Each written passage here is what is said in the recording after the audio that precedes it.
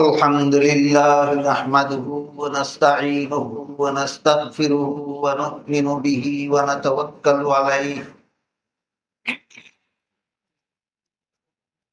ونعوذ بالله من شرور أنفسنا ومن سيئات أعمالنا من يهده الله فلا مضل له ومن يضلله فلا هادي له ونشهد أن لا إله إلا الله وحده لا شريك له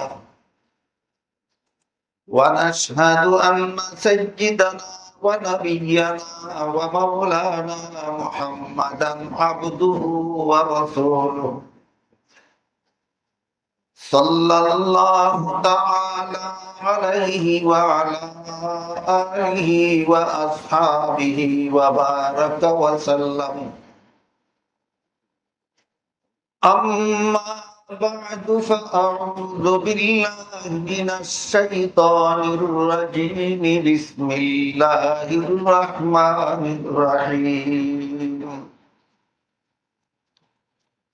اليوم أكملت لكم دينكم وأتممت عليكم نعمتي ورضيت لكم الإسلام دينا بارك الله لنا ولكم في القرآن العظيم ونفعنا وإياكم بالآيات والذكر الحكيم হযরত উলামায়ে কেরাম, আমার প্রিয় ছাত্র ভাইয়েরা ও সর্বস্তরের মুসলমান ভাইয়েরা, পবিত্র কোরআনের সূরা মায়েদার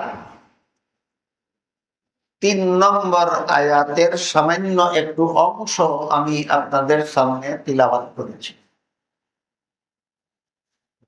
তাতে আল্লাহ বলেন, আল ইয়াউমা আকমালতু লাকুম দীনাকুম।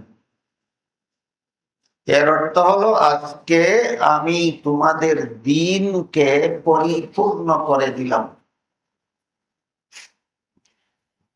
এখানে ৩টি কথা ব্যাখ্যা সাপেক্ষ, ব্যাখ্যার মাধ্যমে বোঝায়। প্রথমত, আজকে বলতে আল্লাহ কোন দিন বুঝালেন। দ্বিতীয়ত, আমাদের দিন বলতে কি বুঝালেন। তৃতীয়ত, পরিপূর্ণ বলতে কি বুঝালেন। ৩ কথার বিস্তারিত ব্যাখ্যা একদিনেই বলে শেষ করে ফেলার মতো নয়। তবে আমি প্রথম কথার ব্যাখ্যা থেকে শুরু করি। নির্ধারিত সময়ে যতটুকু বলতে পারি আল্লাহ তৌফিক দেন। অসমাপ্ত থাকলে বাকি অন্য সময়ে অসমাপ্ত কথা বলার সমাপ্ত করার চেষ্টা করা যেতে পারে। এখানে আল্লাহ আল ইয়াউমা বলেছেন, আজকে। আজকে বলতে কোন দিন? এর সংক্ষিপ্ত জবাব হলো, আয়াত আল্লাহ নাজিল করেছিলেন যেদিন। আয়াত আল্লাহ যেদিন নাজিল করেছিলেন সেই দিনটাকে আল্লাহ এখানে আজকে বলেছেন। তাই বুঝতে হয় আয়াত নাজিল করেছিলেন কোন দিন।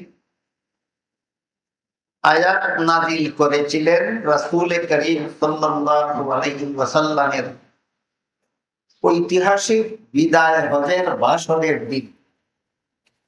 শুধু তাই নয়, বরং কোন কোন বিবরণ মতে রাসূলের বিদায় হজের ভাষণ চলাকালে রাসূলের কাছে আল্লাহ এই আয়াত নাযিল করেছিলেন। রাসূল করিম সাল্লাল্লাহু আলাইহি ওয়াসাল্লাম জীবনের শেষ হজ পালন করেন। পরবর্তী ৩ মাসের মধ্যে তিনি দুনিয়া থেকে বিদায় হয়ে গেছেন। এই জন্য এই হজটাকে রাসূলের বিদায় হজ বলা হয়। হজের ৩ ফরজের বড় ফরজ হলো উকুফে আরাফা। জিলহজ মাসের ৯ তারিখে সন্ধ্যা পর্যন্ত আরাফার ময়দানে অবস্থান। সেই হজে রাসূল করিম সাল্লাল্লাহু আলাইহি ওয়াসাল্লামের সাথে মক্কার সাহাবায়ে কেরাম অংশগ্রহণ করেছিলেন। তাদের উদ্দেশ্য করে আল্লাহ রাসূল আরাফার ময়দানে অবস্থানকালে জাবালে রহমতের পাদদেশে রাসূলের বাহনের পিঠে আরোহিত অবস্থায় আসরের সময় এক মহামূল্যবান ভাষণ দিয়েছিলেন। এইটাকেই রাসূলের বিদায় হজের ভাষণ বলা। ভাষণের এক পর্যায়ে রাসূল সমবেত সাহাবাদেরকে জিজ্ঞাসা করেছিলেন, হাল বাল্লাগতু, আমি কি পৌঁছে দিয়েছি? সাহাবায়ে কেরাম জবাব দিয়েছিলেন, বালা, পৌঁছে দিয়েছেন। তখন রাসূল আল্লাহকে 3 বার সাক্ষী করেছিলেন, হে আল্লাহ, তুমি সাক্ষী থাকো, আমি পৌঁছে দিয়েছি। অস্পষ্ট থেকে যায় কি পৌঁছে দিয়েছে। কেন একবার সাহাবাদের জিজ্ঞেস করে সাক্ষ্য নিলেন, কেন আবার 3 বার আল্লাহকেই সাক্ষী করলেন? বিষয়টা কি পৌঁছে দিয়েছে? এমরণে ইতিপূর্বে রাসূলের কাছে এক আয়াত নাযিল করে আল্লাহ বলেছিলেন, ইয়া আইয়ুহার রাসূল বাল্লিগ মা উনজিলা ইলাইকা মির রাব্বিক, হে রাসূল করিম সাল্লাল্লাহু আলাইহি ওয়াসাল্লাম, আপনি পৌঁছে দিন কি যা আল্লাহর পক্ষ থেকে নাযিল করা হয়। তো কি পৌঁছে দিলেন? সমস্ত নবী রাসূলগণের এই দায়িত্ব আল্লাহর প্রেরিত বার্তাগুলি বান্দাদের কাছে পৌঁছে দেওয়া। তাই আল্লাহ বলেন, বাল্লিগ মা উনজিলা ইলাইকা মির রাব্বিক, আপনার রবের পক্ষ থেকে যা কিছু নাযিল করা হয় সবগুলি পৌঁছে দিন। মাদ্রাসার ছাত্র ভাইদের বলার প্রয়োজনীয়তা বাকি থাকে না যে আল্লাহর পক্ষ থেকে যে ওহী নবীর কাছে নাযিল হয়, এই ওহী 2 প্রকার, একটা ওহী মাতলু আর একটা ওহী গায়রে। ওহী মাতলুকে কোরআন বলা হয় আর ওহী গায়রে মাতলুকে হাদিস বলা হয়। সারমর্ম দাঁড়ালো কোরআন হাদিসের সব কথা বান্দাদের কাছে পৌঁছে দেওয়া রাসূলের দায়িত্ব। এই দায়িত্ব পালনের নির্দেশ দিয়ে আল্লাহ বলেন, ওয়া ইল্লাম তাফআল ফামা বাল্লাগতা রিসালাত। একটি কথাও যদি পৌঁছাবার বাকি থাকে তাহলে আপনার রিসালাতের দায়িত্ব ত্রুটিপূর্ণ হবে, দায়িত্ব পালন হবে না, দায়িত্ব অসম্পূর্ণ। অত্যন্ত সতর্কতার নির্দেশ যে আল্লাহর পক্ষ থেকে যা কিছু নাযিল হয় সবগুলি পৌঁছে দিন। কোনো কিছু পৌঁছাবার বাকি থাকলে আল্লাহ প্রদত্ত দায়িত্ব সম্পন্ন হবে না।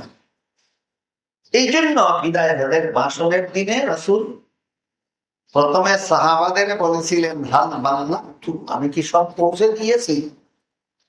এবার বলেন তো কি পৌঁছে দিয়েছেন? কোরআন হাদিসের সব কথা কি পৌঁছে দিয়েছেন? কোরআন হাদিসের সব। সাহাবায়ে কেরাম স্বীকার করলেন, তখন রাসূল আল্লাহকে 3 বার সাক্ষী করলেন, আপনি সাক্ষী থাকুন, আপনি সাক্ষী থাকুন, আপনি সাক্ষী থাকুন, আপনার পাঠানো সব কথা আমি বান্দাদের কাছে পৌঁছে দিই। এই ভাষণ চলাকালীন সময়ে আল্লাহ আয়াত নাযিল করে বলেন, আল ইয়াউমা আকমালতু লাকুম দীনাকুম, আজকে আমি তোমাদের দ্বীনকে পরিপূর্ণ করে দিলাম। এখানে আল্লাহ দ্বীনকে পরিপূর্ণ করে দেওয়ার ঘোষণা করেছেন। রাসূলের কোন কথা পৌঁছাবার বাকি থাকার কারণে না পৌঁছানো সম্পন্ন হওয়ার কারণে? রাসূল আল্লাহর পক্ষ থেকে ইতিপূর্বে যা কিছু নাযিল করেছিলেন সবগুলি রাসূল পৌঁছে দিয়েছেন। এজন্যই আল্লাহ আকমালতু বলে ঘোষণা দিয়েছেন, আমি আমার দ্বীনকে পরিপূর্ণ করে দিলাম। একটা কথা এখানে ওয়াজাহাতের জন্য উল্লেখযোগ্য, সেটা হলো ইসলামের বিধান সংক্রান্ত যা কিছু নাজিল করার এই বাসন পর্যন্তই আল্লাহ নাজিল করে সমাপ্ত করে দিয়েছে। বিদায় হজের বাসনের পরবর্তী দিনগুলিতে আর যে কয়েকদিন রাসূল দুনিয়াতে ছিলেন এর ভিতরে বিধান সংক্রান্ত কোন আয়াত নাজিল হয়নি। নসিহতের দুই একটা আয়াত নাজিল হয়েছিল। এই জন্য এখানে আকমালতু লাকুম দীনাকুমের মধ্যে দিন শব্দের ব্যাখ্যায় মুফাসসিরিনে কেরাম লিখেছেন আহকামে ইসলাম, ইসলামের বিধিবিধান ইতিপূর্বেই পরিপূর্ণ করে দেওয়া হয়েছে।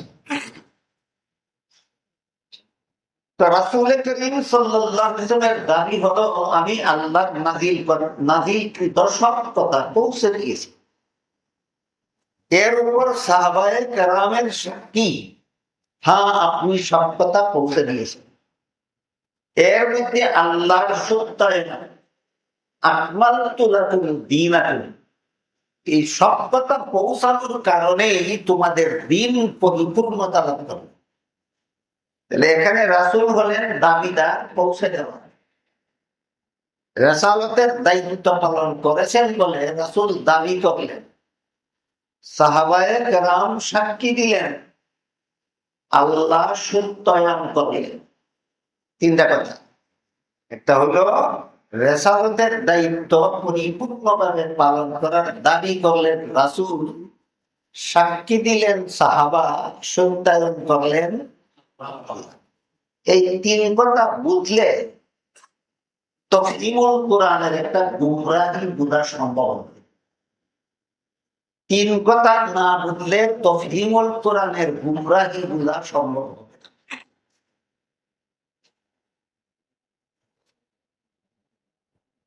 তাফহিমুল কোরআনে অনেকে মৌলানা মওদুদী সাহেব বলেন, তবে মৌলানা বলতে আমার কোনো আপত্তি নেই, কিন্তু আমাদের ভারত, বাংলা, পাকিস্তান এই উপমহাদেশীয় দেশগুলিতে যথারীতি কমপক্ষে দাওরায়ে হাদিস অথবা তামিল ক্লাস পর্যন্ত লেখাপড়া করে যারা পাশ করেন তাদেরকেই মৌলানা বলা হয়।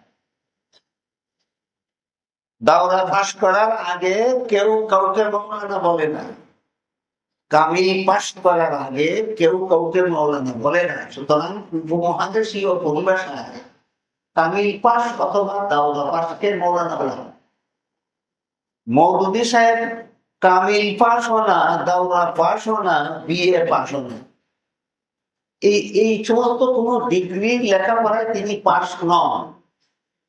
এই জন্য যারা তাকে মৌলানা বলেন আমার কোনো আপত্তি নাই, কিন্তু আমার মৌলানা বলতে আপত্তি আছে, তিনি কোন হিসাবে নেন।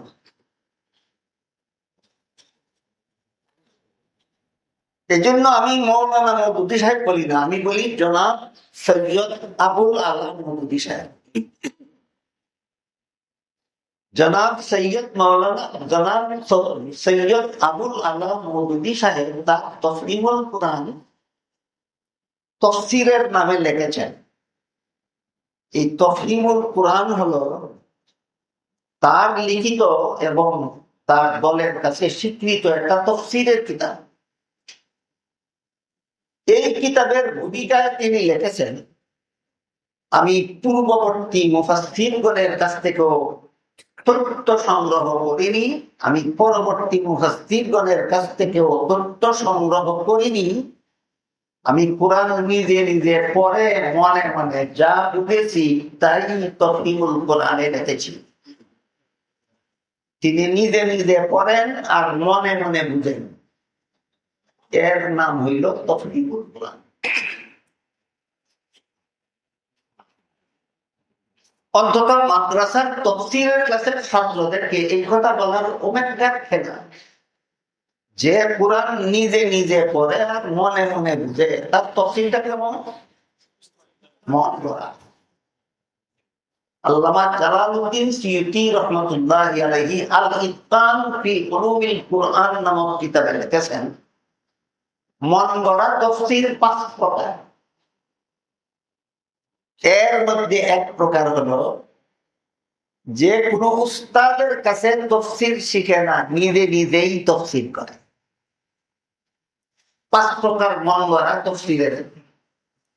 সুতরাং তফহিমুল কোরআনের ভূমিকার বিবরণ অনুযায়ী তফহিমুল কোরআনের এ টু জেড শুরু থেকে শেষ পর্যন্ত সম্পূর্ণটাই বাংলাদেশী। তিনি কোন উস্তাদের কাছে তফসির শিখেন না, তিনি নিজে নিজেই তফসির করেন। এটা শুরু থেকে শেষ পর্যন্ত সবটুকুই বাংলাদেশী।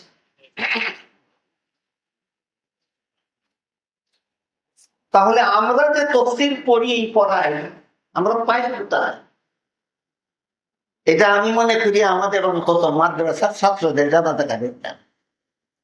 এ মর্মে আল্লাহ রাব্বুল আলামিন বলেন, লা তুহাররিক বিহি লিসানাকা লিতা'জালা বিহি ইন্না আলাইনা জামআহু ওয়া কুরআনা ফাইযা কারা'না ফাত্তাবি কুরআনা সুম্মা ইন্না আলাইনা বায়ান। আল্লাহ বলেন, হে রাসূল করিম সাল্লাল্লাহু আলাইহি ওয়াসাল্লাম, আমি যখন আপনার কাছে কোরআন নাযিল করতে থাকি তাৎক্ষণিকভাবে আপনি তাড়াহুড়ো করে তা জপতে থাকবেন। আপনার কোরআন জপে মুখস্থ করতে হবে না। আমি আল্লাহ নিজ দায়িত্বে আপনার কাছে কোরআন নাযিল করি, নিজ দায়িত্বেই আপনাকে কোরআন স্মরণ রাখায় দেব। তাই নাযিল করার সময় জপাজপি না করে শুধু গভীর মনোযোগে লক্ষ্য করবেন। এরপরে আল্লাহ বলেন, সুম্মা ইন্না আলাইনা বায়ানা। অতঃপর এই কোরআনের ব্যাখ্যা আপনাকে শিক্ষা দেওয়া আমি আল্লাহর দায়িত্ব। এই কোরআনের ব্যাখ্যা রাসূলকে শিক্ষা দেওয়ার দায়িত্ব আল্লাহ। আয়াতটা বুঝে থাকলে বলুন তো, রাসূল কোরআন নিজে নিজেই বুঝেছিলেন না কোন উস্তাদের কাছে? তিনি হলেন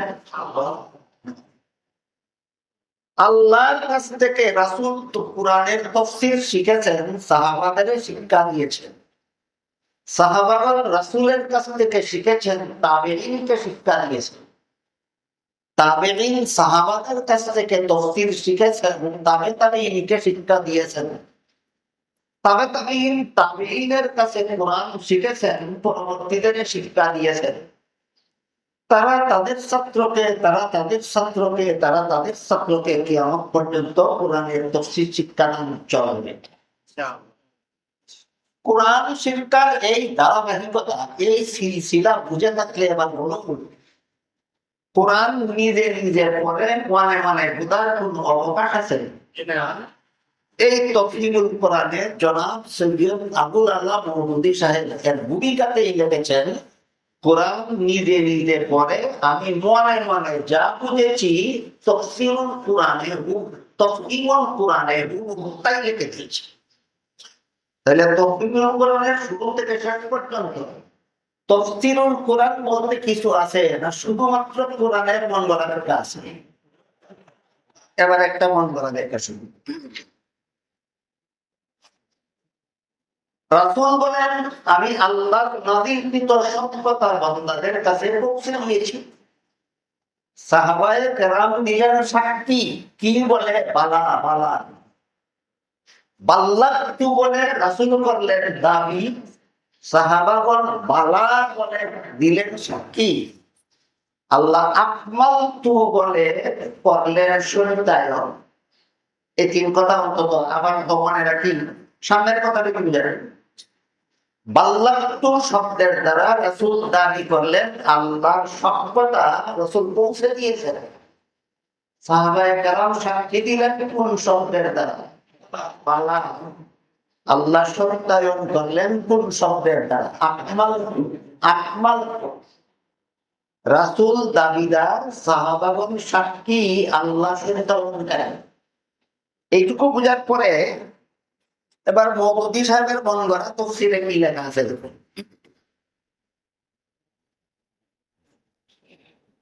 মওদুদী সাহেবের লিখিত তফহিমুল কোরআনের সূরা নাসরের ৪র্থ নম্বর আয়াতের ব্যাখ্যায় তিনি লেখেন, यानी अपने रब से दुआ मांगो कि जो खिदमत उसने तुम्हारे सुपुर्द की थी उसको अंजाम देने में तुमसे जो भूल चूक या कुताही भी हुई हो जो भूल चूक या कोताही भी हुई हो उससे चौसंकुशी और दरगुजर फरमाए। আল্লাহ রাসূলকে যে দায়িত্ব দিয়েছিলেন সেই দায়িত্ব পালনে ভুল ত্রুটি এবং অসম্পূর্ণতা যা কিছু হয়েছিল এর জন্য আপনি আল্লাহর কাছে ক্ষমা প্রার্থনা করুন। ওই যে সূরা নাসরের শেষের দিকে আল্লাহ বলেছেন ফাসাব্বিহ বিহামদি রাব্বিকা ওয়াস্তাগফিরহু। এই ওয়াস্তাগফিরহু মর্ম তিনি লেখেন ইস্তেগফারের অর্থ হলো মাফ চাওয়া। ইস্তেগফার শব্দের শাব্দিক অর্থ হলো মাফ চাওয়া। আল্লাহ রাসূলকে মাফ চাইতে বলেছেন। কিসের মাফ এখানে শব্দের উল্লেখ নাই, কিন্তু এই কিসের মাফ এটা অজাহাত করতে গিয়ে মুফতি সাহেব বলেন আল্লাহ প্রদত্ত দায়িত্ব পালনে যত ত্রুটি হয়েছে সেগুলি মাফ। আল্লাহ শুধু বলেছিলেন মাফ চান, তিনি বলেন রেসালতের দায়িত্ব পালনে যত ত্রুটি হয়েছে সেগুলি মাফ চান। আল্লাহ মাফ চান কেন বললেন সেই প্রশ্ন ভিন্ন, কিন্তু রেসালতের দায়িত্ব পালনে ত্রুটি হয়েছে এটা কি বিদায় হজের ভাষণের ঘটনার দ্বারা প্রমাণিত? বিন্দু মাত্র ত্রুটি হয়নি। রাসূল বিন্দু মাত্র রেসালতের দায়িত্ব পালনে ত্রুটি করেননি। কাজেই এখানে রেসালতের দায়িত্ব পালনের ত্রুটিকারী বলে রাসূলকে আসামির কাট করায় দাঁড় করিয়ে দিল এই মওদুদি সাহেব।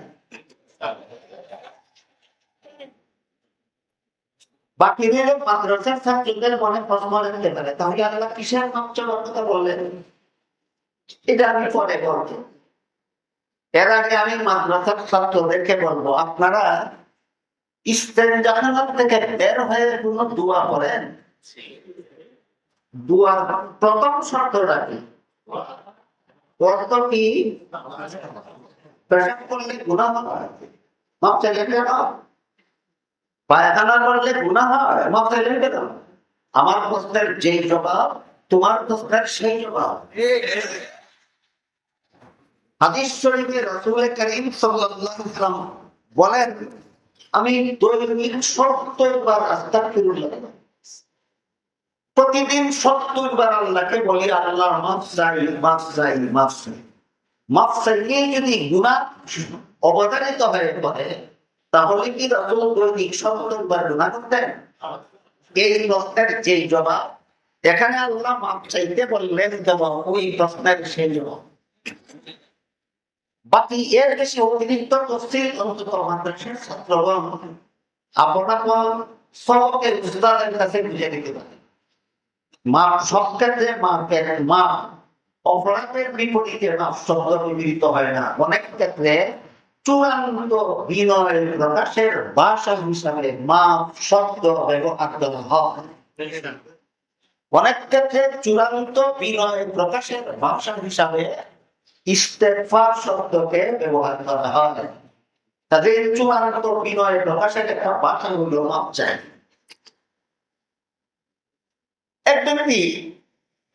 একজনের কাছে একটু সাহায্য চাই, বলো আমাকে একটু সাহায্য করুন, এটা কি তার কাছে তার প্রাপ্য না দয়া? সাহায্য করাটা কি তার দায়িত্ব না দয়া? কিন্তু পারলাম না বলার আগেই বলে মাফ করবেন, পারলাম না। কি গুনাহ করেছিল মাফ করবেন বলো? এইসব প্রশ্নের যে জবাব আল্লাহ কেন রাসূলকে মাফ চাইতে বললেন ওই প্রশ্নেরও সেই জবাব। সারমর্ম হইল এই মাফ চাওয়াটা শুধু গুনাহের কারণে হয় না, মাফ চাওয়াটা শুধু অপরাধের কারণে হয় না, মাফ চাওয়াটা অনেক সময় চূড়ান্ত বিনয় প্রকাশের ভাষা হিসাবে মাফ চাওয়ার শব্দ ব্যবহার করা হয়। কিন্তু এখানে এসে মওদুদি সাহেব বলেন কি রাসূলকে রিসালাতের দায়িত্ব পালনে ত্রুটিকারী অপরাধী আসামি সাব্যস্ত করে। এই পর্যন্তই মওদুদি সাহেব থেমে নেই, বরং মওদুদি মতবাদে সমস্ত নবী রাসূলগণই পাপিষ্ঠ গুনাহগার। মওদুদিয়ত, মওদুদি মতবাদ অনেকগুলি ভ্রান্ত মতবাদের সমষ্টির নাম মওদুদিবাদ।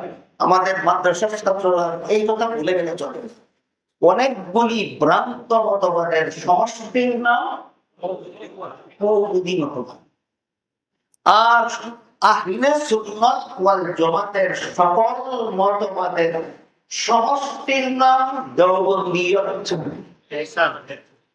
দেওবন্দিয়ত, কওমিয়ত আর দেওবন্দিয়ত একই কথা। সমস্ত কওমি মাদারিস দেওবন্দ মাদ্রাসার অনুসারে, দারুল উলুম দেওবন্দের অনুসারে। সুতরাং দেওবন্দিয়ত বলতে যা বোঝায়, কওমিয়ত বলতে তাই বোঝায়। কওমিয়ত আর দেওবন্দিয়ত হলো সমস্ত আকাইদের সুন্নিয়ার সমষ্টি। দেওবন্দিয়ত সমস্ত আকাইদের সুন্নিয়ার সমষ্টি, আর মওদুদিয়ত হইল সমস্ত বাতিল আকীদার সমষ্টি। মওদুদিবাদে অনেকগুলি বাতিল মতবাদ আছে, সবগুলি বাতিল মতবাদের সমষ্টির নাম মওদুদিবাদ, মওদুদিয়ত। আর আহলে সুন্নাত ওয়াল জামাতের যত আকীদা বিশ্বাস আছে সবগুলির সমষ্টি হলো দেওবন্দিয়তের মধ্যে। সুতরাং দেওবন্দিয়তের মানেই হলো সুন্নিয়ত, আর মওদুদিয়তের মানেই হলো দালালাত।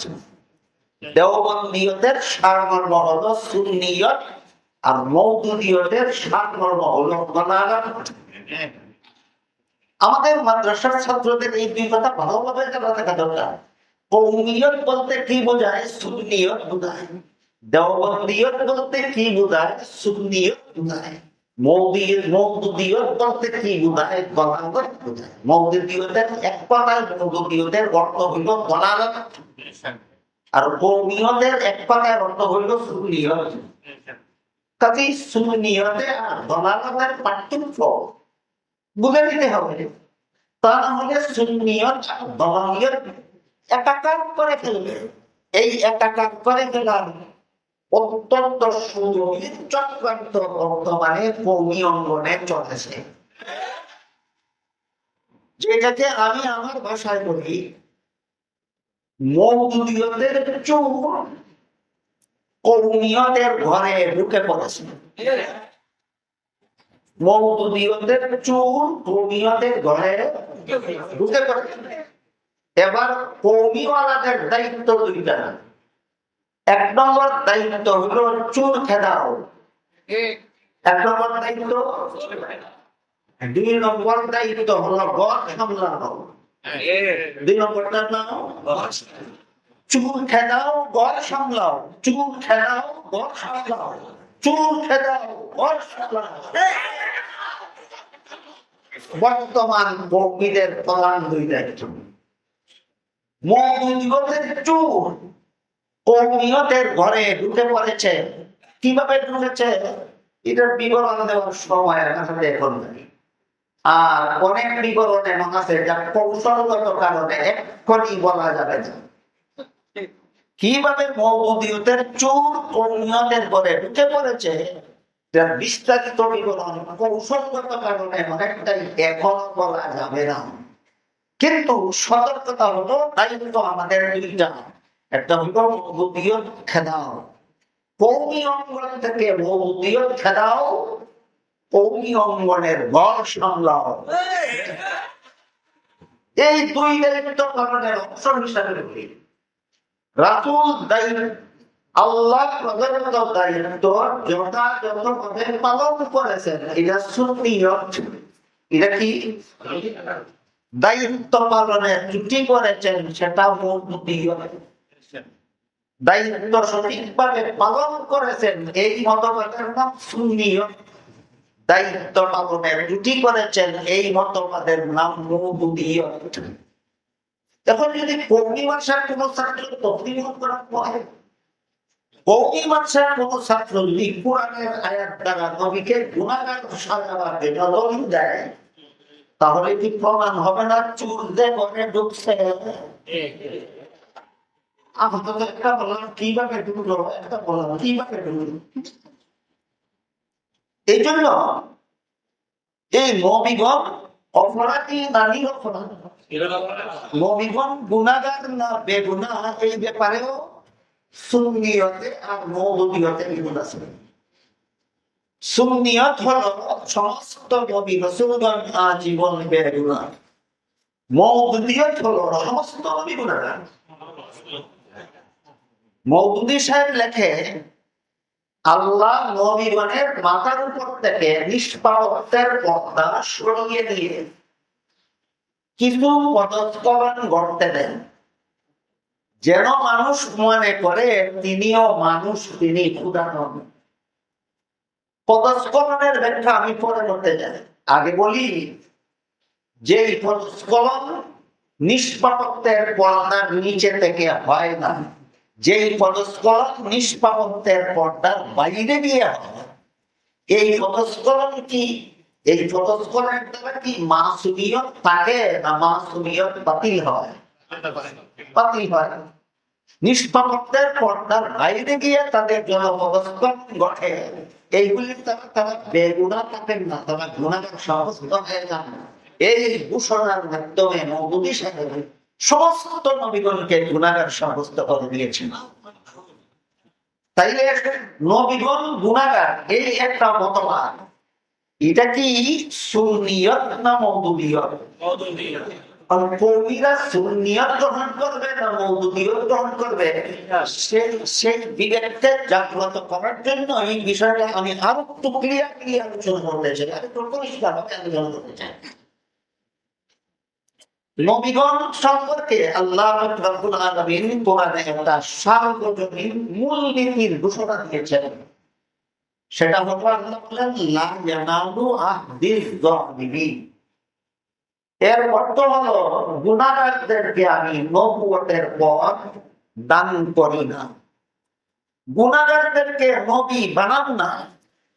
এটা কি এক দুইজন নবীর বেলায় স্বতন্ত্র ব্যাপার না সকল নবীর বেলায় সার্বজনীন? সকল নবীর বেলায় সার্বজনীন।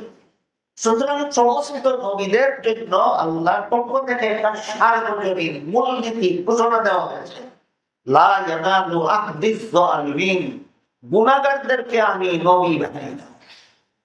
এখন যদি কোন নবীর জীবনের কোন ঘটনাকে অপব্যাখ্যা করে গুনাহগার সাব্যস্ত করা হয়, তাহলে আল্লাহর সার্বজনীন মূলনীতি বহাল তাকে না লঙ্ঘন হয়। সুতরাং যত নবীর ব্যাপারে যত ব্যাখ্যার দ্বারা নবীর স্পর্শ বাকি থাকে না, সবগুলি তহকিমুল কোরআনের অপব্যাখ্যা।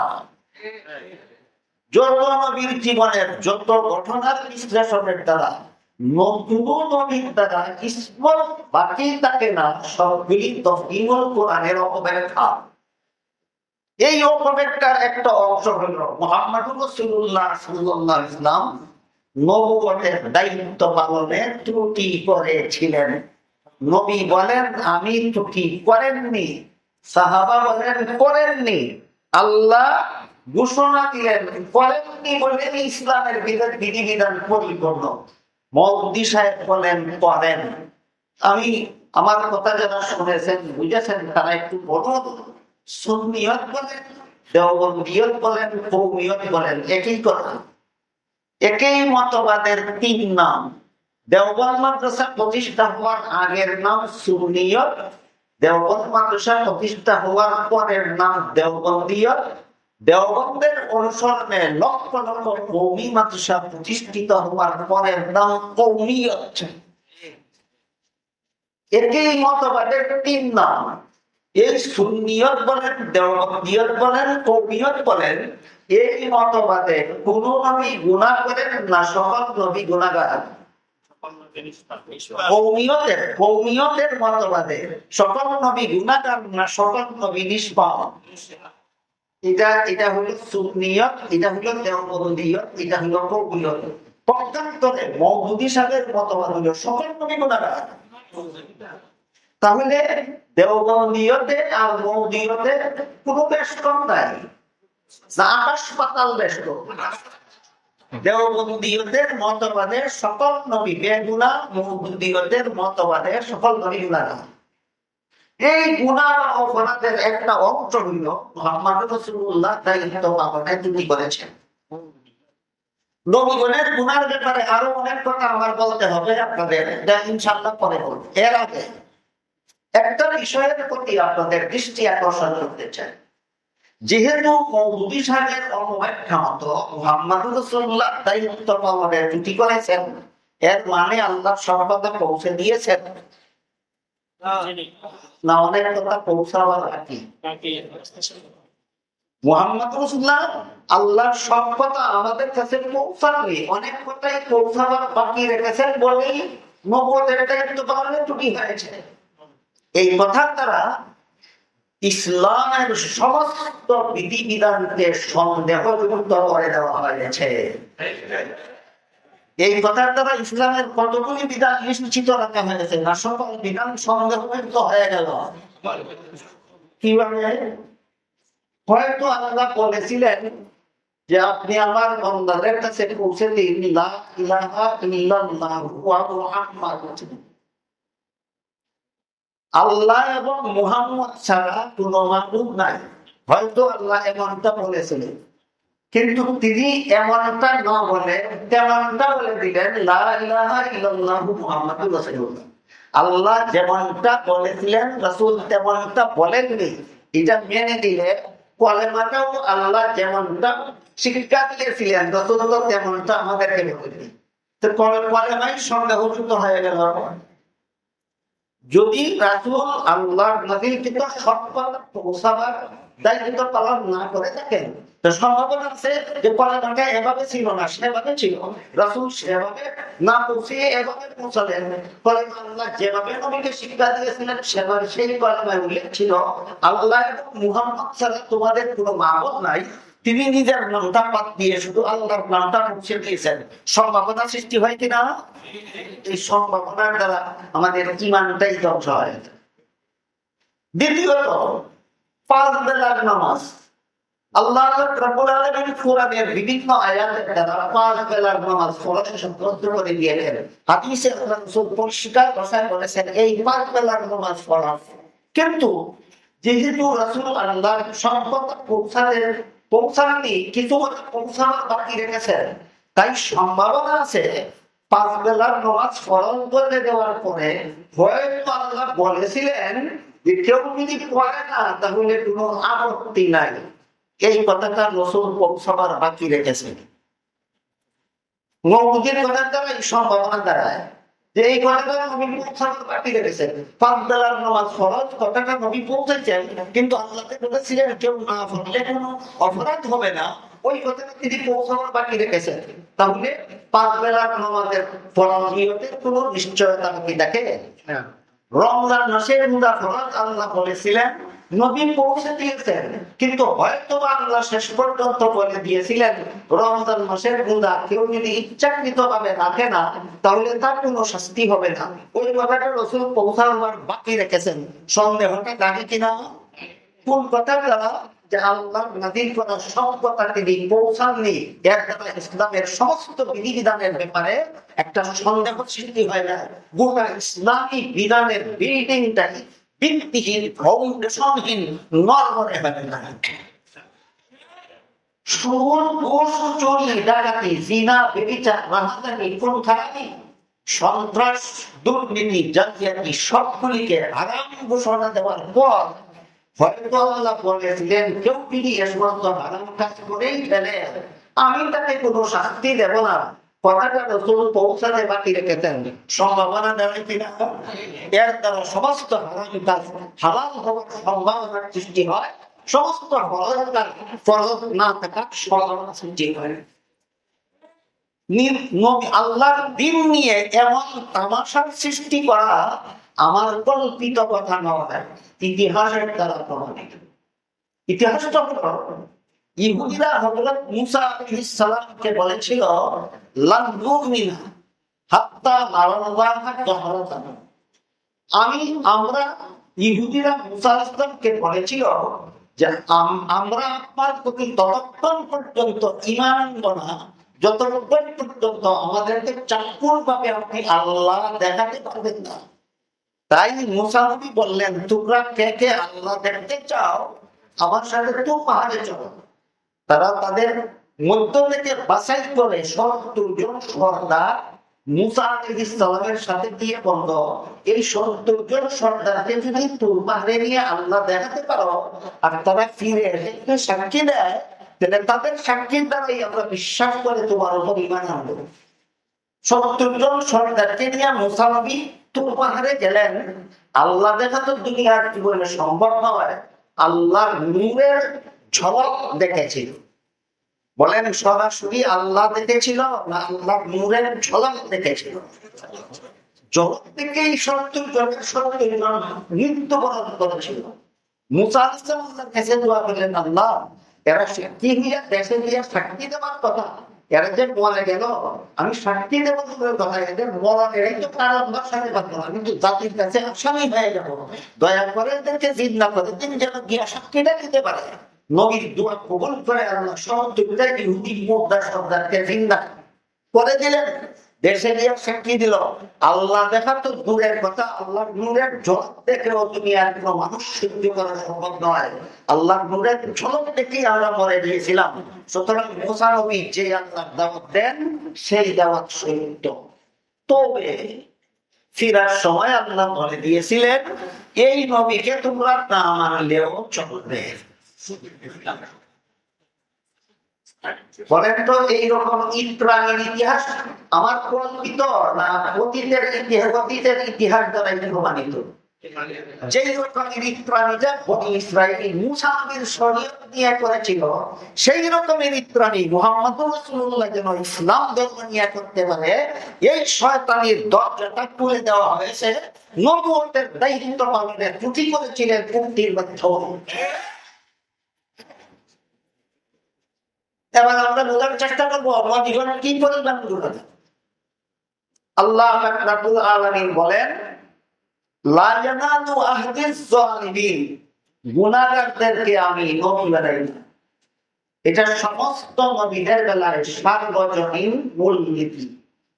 এমন অবস্থায় মৌলবাদীদের পক্ষ থেকে দুই ধরনের আপত্তি উত্থাপন করা হয় এই আয়াতের বিরুদ্ধে, লা ইয়ানালু আহদিস যালিমিনের বিরুদ্ধে।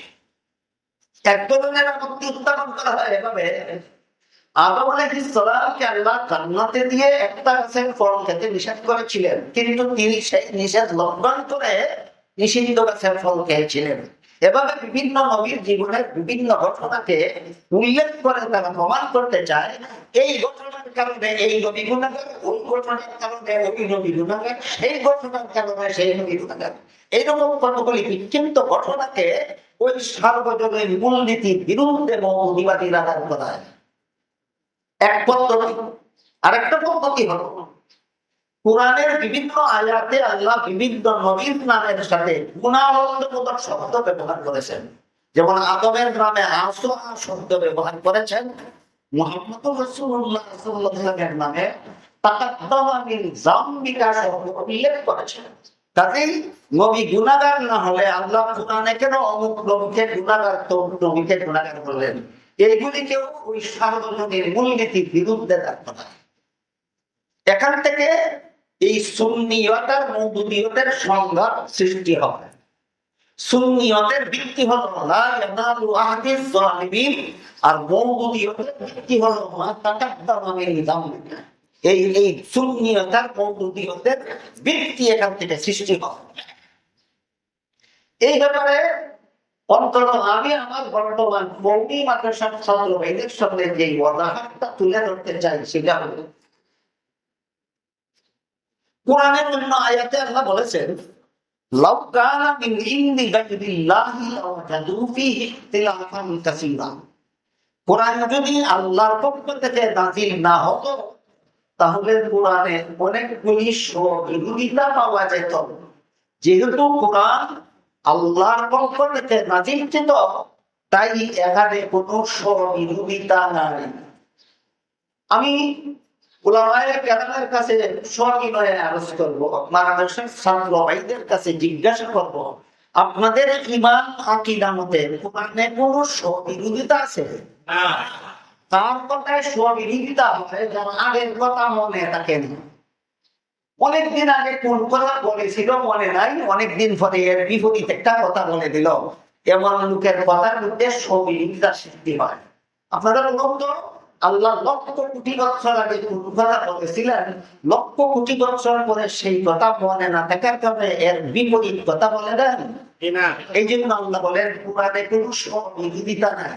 এক নম্বর, কোরআনে যদি কোনো সহবিরোধিতা না থাকে, তাহলে এক আয়াতে বললেন গুনাহগারকে নবী বানাই না, আর এক আয়াতে বললেন আপনার গুনাহ মাফ করে দিলাম। গুনাহগারকে নবী বানালেন, তার গুনাহ গুনাহ পাইলে কোথায়? প্রশ্নটা তখন দাঁড়ায়, এর একটা সমাধান তো লাগবে।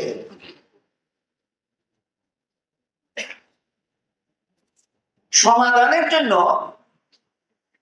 কোরআনের কোন দুই আয়াতের মধ্যে যদি পরবর্তীদের মধ্যে বাহ্যিক দৃষ্টিতে, স্থূল দৃষ্টিতে কোনো সহবিরোধিতা পরিলক্ষিত হয়, তাহলে তার সমাধানের জন্য সালাফে সালেহিনের দিকে প্রত্যাবর্ত করতে হয়। সাহাবায়ে কেরাম, তাবেঈন, তাবে তাবেঈন, আগেই বলেছি, তাবে তাবেঈন তাবেঈনের কাছে কোরআন শিখেছেন, তাবেঈন সাহাবাদের কাছে কোরআন শিখেছেন, সাহাবাগণ রাসূলের কাছে কোরআন শিখেছেন, সাহাবা মুহাম্মদুর রাসূলুল্লাহর কাছে কোরআন শিখেছেন, মুহাম্মদুর রাসূলুল্লাহর কাছে কোরআন শিখেছেন। কাজেই 1400 বছর পরে যদি আমাদের দৃষ্টিতে দুই আয়াতের মধ্যে বাহ্যিক দৃষ্টিতে সহবিরোধিতা দেখা দেয়, সমাধান নিজে নিজেই করব না পূর্ববর্তীদের অনুসরণে যাব? এই পূর্ববর্তী অনুসরণীয় তিন দল হলেন সাহাবা, তাবেঈন, তাবে তাবেঈন। যেমন আমি হাদিস শরীফে রাসূল কারীম সাল্লাল্লাহু আলাইহি ওয়াসাল্লাম বলেন, খায়রুল কুরুনি কারনি সুম্মাল লাযীনা ইয়ালুনাহুম সুম্মাল লাযীনা ইয়ালুনাহুম সুম্মা ইয়াশুল ফিল আও কামা ক্বালা আলাইহিস সালাতু ওয়াস সালাম। আমার যুগের মুসলমান সর্বশ্রেষ্ঠ মুসলমান সাহাবায়ে কেরাম, দ্বিতীয় পর্যায়ে শ্রেষ্ঠ মুসলমান তাবেঈন, তৃতীয় পর্যায়ে শ্রেষ্ঠ মুসলমান তাবে তাবেঈন। সুতরাং সাহাবা, তাবেঈন, তাবে তাবেঈনের কাছ থেকে এই বাহ্যিক দৃষ্টিতে যে সহবিরোধিতা দেখা যায়, তার সমাধানটা আমরা সেখান থেকে নিতে হবে। এবার আমরা একটু বুঝে দেখবো সেখান থেকে কি সমাধান থাকে।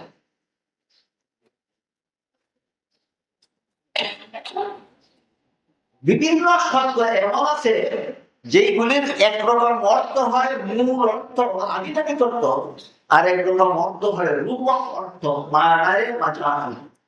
এই বিষয়টা বুঝলে আমরা চলাফেরা চালিদিন থেকে কোরআনের এই সহবিরোধিতার কি সমাধান পেলাম তা বুঝতে সহজ হয়। বিভিন্ন শব্দ এমন আছে যে অভিধানের তার অর্থ একটা লেখা ছিল, তার মূল অর্থ আধিকারিক। আবার এই শব্দটাকে কোনো দল, কোনো সম্প্রদায়, কোনো গোষ্ঠী, কোনো শাস্ত্রবিদ অথবা কোনো ব্যক্তি বিশেষ যদি ভিন্ন অর্থে ব্যবহার করতে থাকে, আর ভিন্ন অর্থটা যদি সমাজে চালু হয়ে যায়, ওইটাকে বলে রূপক অর্থ। একটা হলো মায়নায়ে লুগাবি, আরেকটা হলো মায়নায়ে ইসতিলাহ। একটা হলো মূল অর্থ, আরেকটা হলো রূপক অর্থ। এর একটা উদাহরণ দিই, নূর একটা শব্দ আছে, নূর এর মূল অর্থ হলো আলো। এই যে বাতির আলো, দিনের আলো, চন্দ্রের আলো, সূর্যের আলো, এই আলোগুলিকে আবিদানি করতে নূর বলা হয়। কিন্তু ইসলামের পরিভাষায় নূর অর্থ আলো নয়, ইসলামের পরিভাষায় নূর শব্দ হেদায়েত অর্থে ব্যবহৃত হয়। সুতরাং নূর শব্দের আবিদানি অর্থ হলো আলো, আর পারিভাষিক অর্থ হলো হেদায়েত।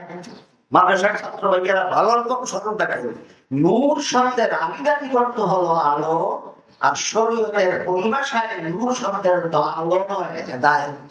উভয় অর্থে আল্লাহ কোরআনে আর নূর শব্দ ব্যবহার করেছেন।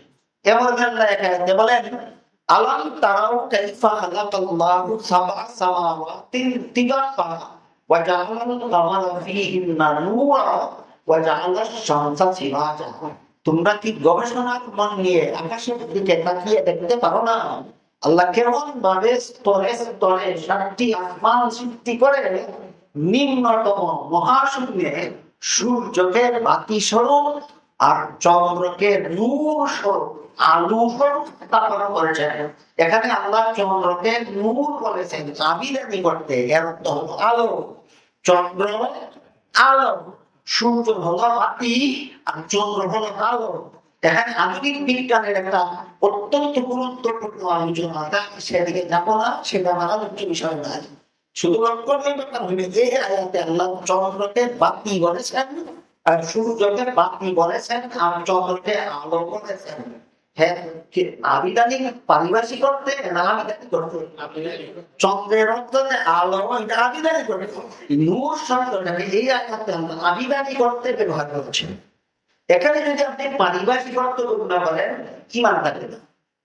আপনি যদি বলেন চন্দ্রকে যেহেতু আল্লাহ নূর বলেছেন, সুতরাং চন্দ্রই হেদায়েতের নামে। চন্দ্রকে যেহেতু আল্লাহ নূর বলেছেন, তাই চন্দ্রই হেদায়েতের মালিক।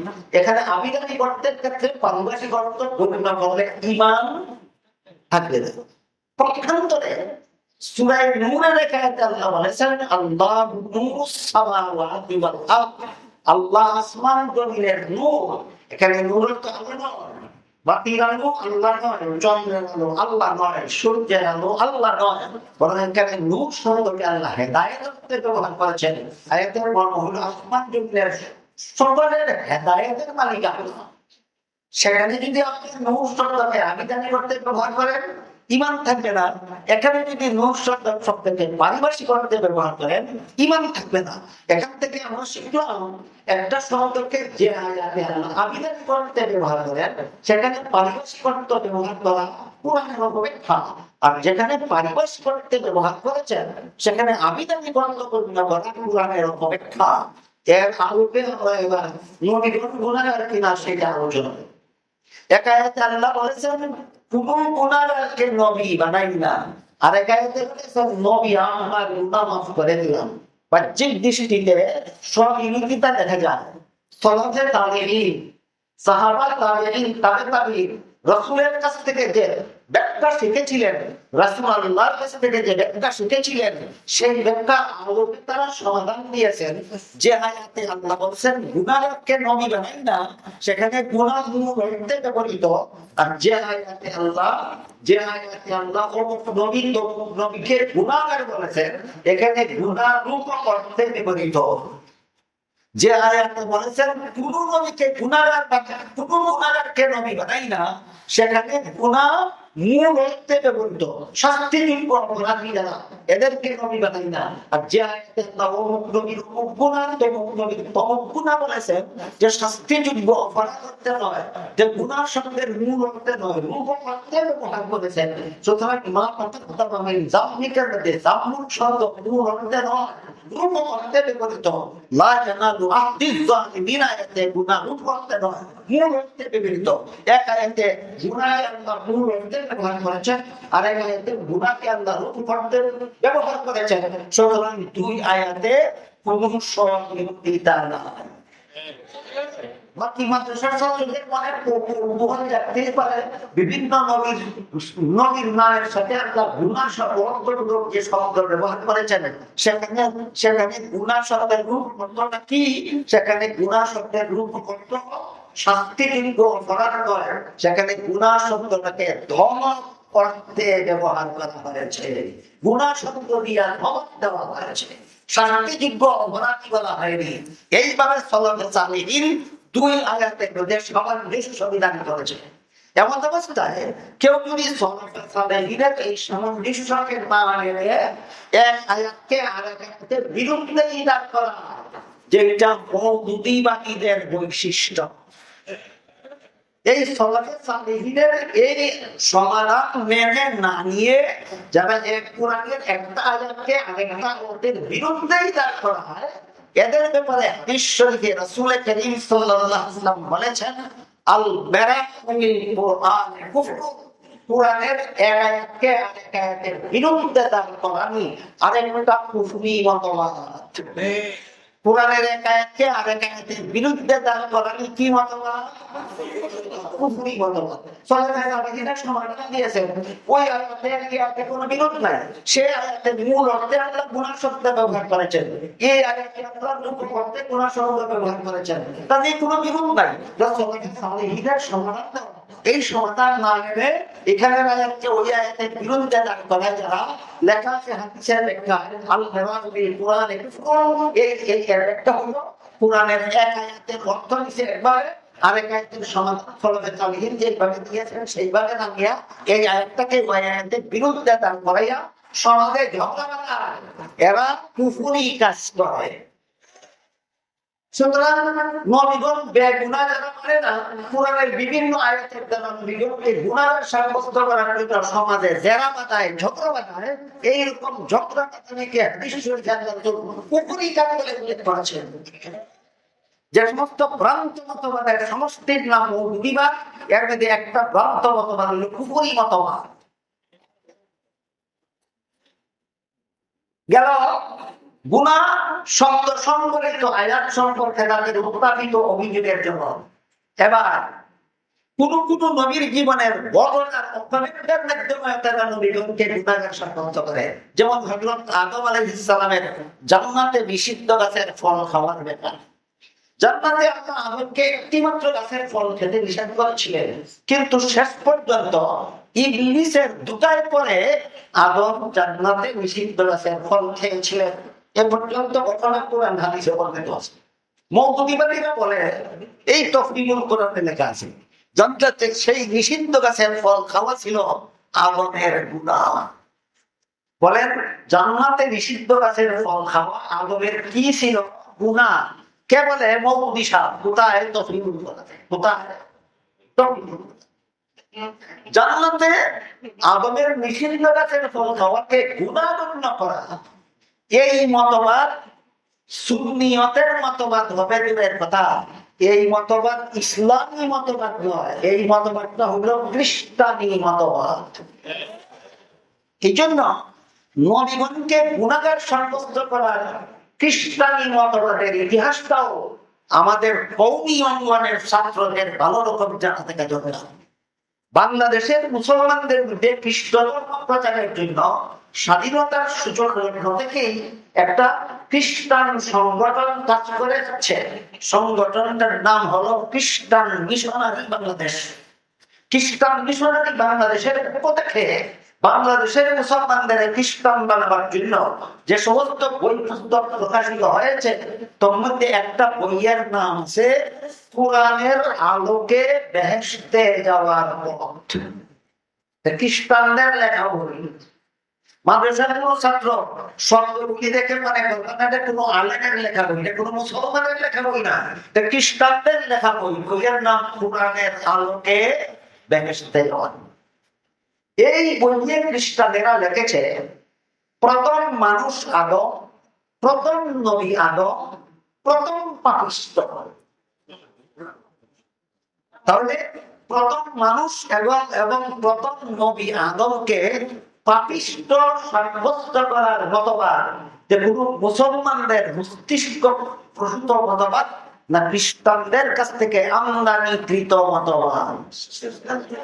খ্রিস্টানদের কাছ থেকে আমদানিকৃত কতগুলো বেশ কতগুলি মজার কথা আছে। সেই এক নম্বর কথা হলো প্রথম নবী আদম ছিলেন প্রথম পাপিষ্ঠ। দ্বিতীয় কথা হলো এই পাপিষ্ঠ আদমের বংশে যত নবী জন্মগ্রহণ করেছে সবগুলি জন্মগত পাপিষ্ঠ। তিন নম্বর কথা হলো শেষ পর্যন্ত আল্লাহ একজন নবীকে নিষ্পাপ বানাবার জন্য আর পাপিষ্ঠ আদমের বংশে জন্ম না দিয়ে আল্লাহ নিজের বংশে জন্ম দিলেন। তিনি হলেন ঈসা আলাইহিস সালাম। শুধুমাত্র ঈসা নবী নিষ্পাপ কেন? তিনি পাপিষ্ঠ আদমের বংশে জন্মগ্রহণ করেননি, তিনি আল্লাহর বংশে জন্মগ্রহণ করেছেন। খ্রিস্টানদের লেখা বইয়ের বিবরণ সামান্য একটু শোনালাম আপনাদের। প্রথম নবী আদম প্রথম পাপিষ্ঠ, আর পাপিষ্ঠ আদমের বংশে জন্মগ্রহণকারী সকল নবী পাপিষ্ঠ। সুতরাং আদম নবী পাপিষ্ঠ, আদমের বংশে জন্মগ্রহণকারী নবীগণ পাপিষ্ঠ। যা সুন্নি মতবাদ না ইসলামী মতবাদ না খ্রিস্টানি মতবাদ, এই মতবাদটাই মওদুদীবাদীরা গ্রহণ করে নিয়েছে। সুতরাং মওদুদিয়তে আর দেওবন্দিয়তে কোনো বেশকম নাই। আছে কথাটা বুঝবে কে আর বোঝাবে কে? এখন তো চোর ঢুকে পড়েছে কওমির ঘরে, মওদুদিয়তে চোর ঢুকে পড়েছে। মওদুদিয়তে আর সুন্নিয়তে পার্থক্যটা বুঝবে কে আর বোঝাবে কে? সেই বইয়ে আদমকে পাপিষ্ঠ সাব্যস্ত করার জন্য যেই দলিল প্রদান করেছিল মওদুদি শাফিউল কোরআনে সেই দলিল প্রদান করেছিল। ওই বইয়ের মধ্যে খ্রিস্টানেরা আদম নবীর নিষিদ্ধ গাছের ফল খাওয়াকে পাপিষ্ঠ হওয়ার দলিল হিসাবে বর্ণনা করেছে। মওদুদি শাফিউল কোরআনেও আদমের জান্নাতে নিষিদ্ধ গাছের ফল খাওয়াকে আদম পাপিষ্ঠ হওয়ার দলিল হিসাবে পেশ করেছেন। উভয়ের একই দলিল। খ্রিস্টানেরও দাবি আদম পাপিষ্ঠ, মওদুদি সাহেবেরও দাবি আদম পাপিষ্ঠ। খ্রিস্টানেরও দাবি পাপিষ্ঠ হওয়ার দলিল নিষিদ্ধ গাছের ফল খাওয়া, মওদুদি সাহেবের দলিল পাপিষ্ঠ হওয়ার দলিল হলো নিষিদ্ধ গাছের ফল খাওয়া। বলেন দাবি আর দলিলে খ্রিস্টানের মওদুদিতে ব্যবধান রইল না, একাকার হয়ে গেল। এটাকে আপনারা সুন্নিয়ত বলবেন, না দেওবন্দিয়ত বলবেন, না কওমিয়ত বলবেন, না মওদুদিয়ত নাসরানিয়ত বলবেন? তাইলে মওদুদিয়তের মিল নাসরানিয়তের সাথে, মওদুদিয়তের সুন্নিয়তের সাথে কোনো সামঞ্জস্য নাই, দেওবন্দিয়তের সাথে মওদুদিয়তের কোনো সামঞ্জস্য নাই, কওমিয়তের সাথে মওদুদিয়তের কোনো সামঞ্জস্য নাই। দুঃখিত, আমি শানে নজুল প্রসঙ্গের আলোচনায় বলতাম, আয়াতের ভিতরে ঢুকি নাই। আয়াত ছিল আল-ইয়াউমা আকমালতু লাকুম দীনাকুম, এখানে শুধু আল-ইয়াউমা সম্পর্কে আলোচনা শুরু হলো। আজকে বলতে কোন দিন? বিদায় হজের ভাষণের দিন। বিদায় হজের ভাষণে কি হলো? বিদায় হজের ভাষণে নবীজি রেখে দায়িত্ব পালনকারী দাবি করলেন, সাহাবাগণ সাক্ষী দিলেন, আল্লাহ সত্যায়ন করলেন। এখান থেকে আলোচনা অন্যদিকে গেল, বাকি আলোচনার সঙ্গে রয়ে গেল। আমরা এই আলোচনা শেষ করি। এখানে আমরা দেখতে পেলাম মওদুদিয়ত এবং নাসরানিয়তের আকীদা হলো প্রথম নবী আদম প্রথম পাপিষ্ঠ হওয়ার দলিল জান্নাতে নিষিদ্ধ গাছের ফল খাওয়া। এটা খ্রিস্টানের দলিল, মওদুদির দলিল। আদম গুনাহগার হওয়ার দলিল জান্নাতে নিষিদ্ধ গাছের ফল খাওয়া। এটা এই দলিলটা খ্রিস্টানদের, এই দলিলটা মওদুদি সাহেবের। তাইলে আপনারা এই দলিলটা মানবেন কিনা মানবেন না আগে বলুন। তারপরে মানলে তো কোনো কথা নাই, কিন্তু না মানলে বলতে হবে কেন মানলেন না। এই খ্রিস্টানেরা আদমকে গুনাহগার সাব্যস্ত করার জন্য যে দলিল দিল, মওদুদি সাহেব আদমকে গুনাহগার সাব্যস্ত করার জন্য যে দলিল দিলেন, আগে সাব্যস্ত করার দলিল মানেন কিনা মানেন না, মানলে তো কোনো কথা নেই, কিন্তু না মানলে আপনাকে জবাব দিতে হবে কেন মানবেন না।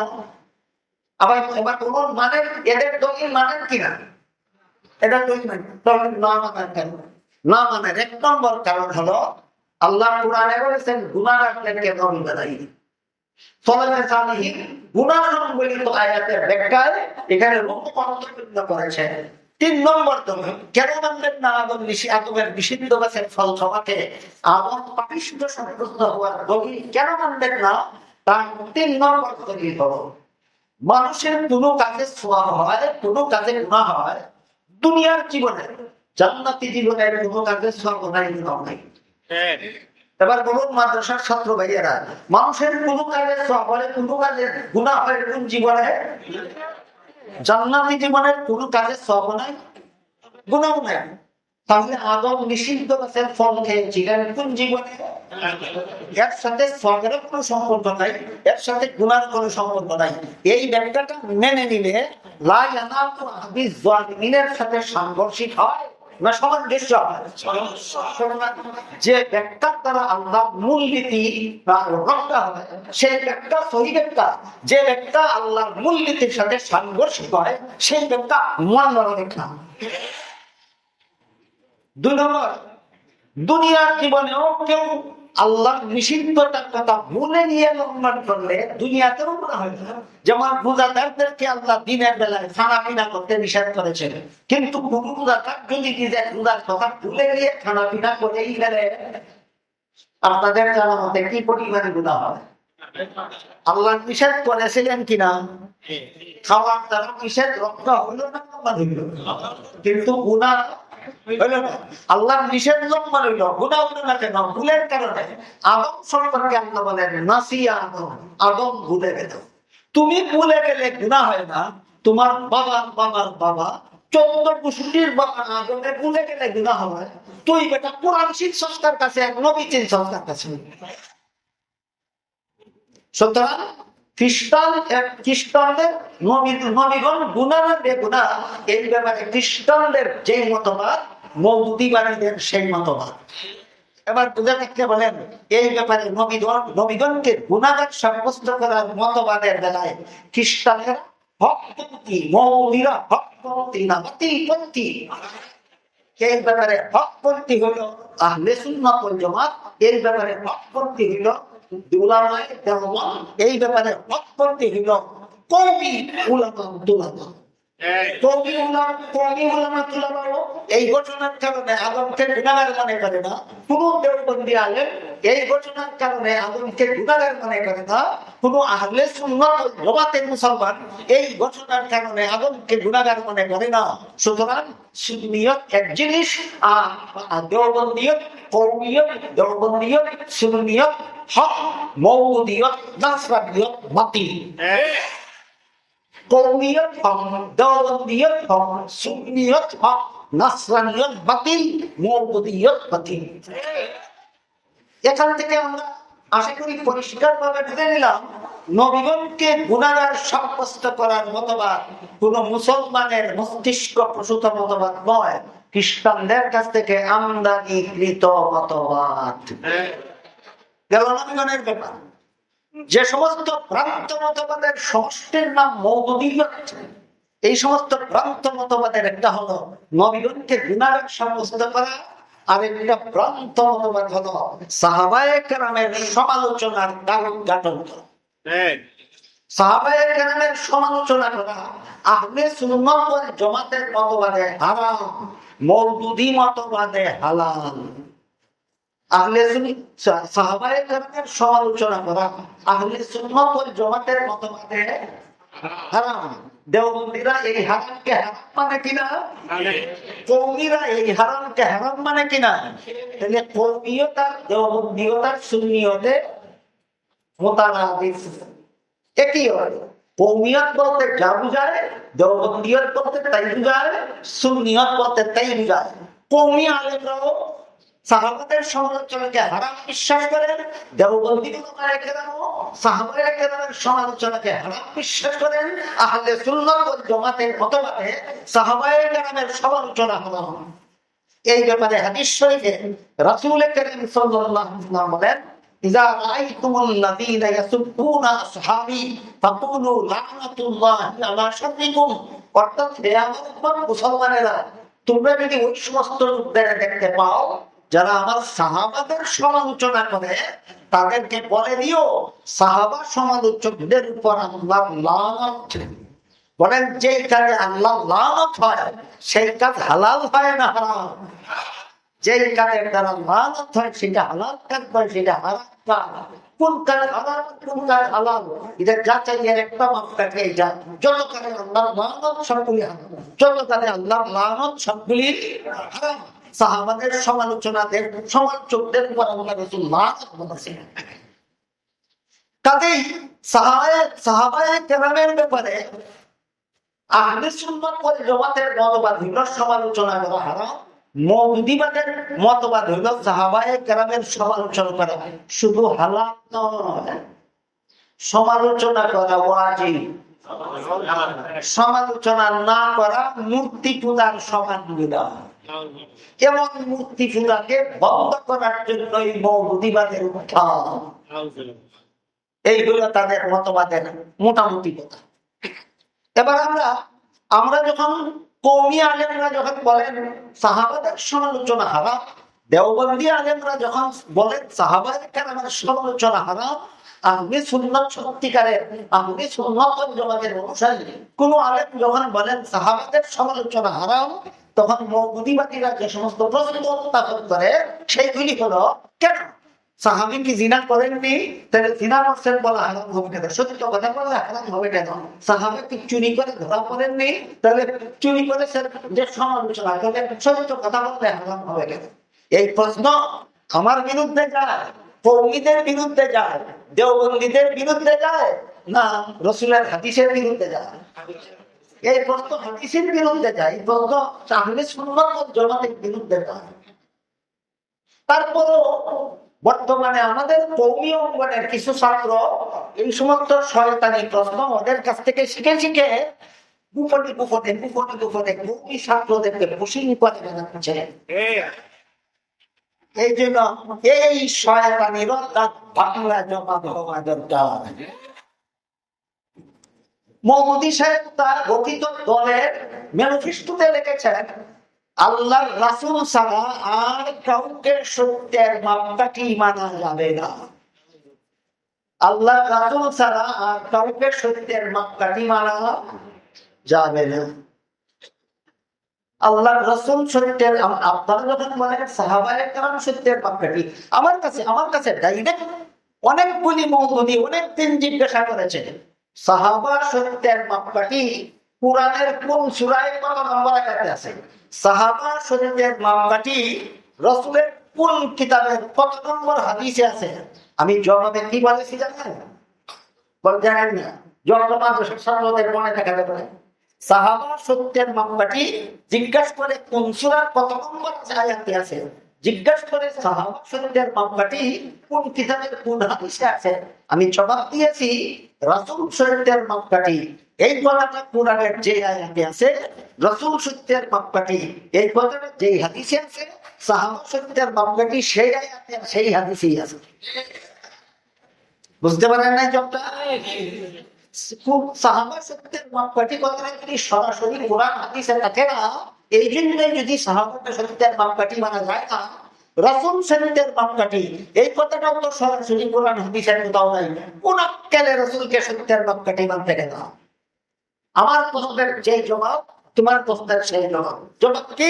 জবাব দিল রাসূল সত্যের মাপকাঠি সরাসরি কথাটা কোরআন হাদিসে নাই, কিন্তু কোরআন হাদিসের অনেক বিবরণের দ্বারা নিশ্চিতভাবে সাব্যস্ত হয়।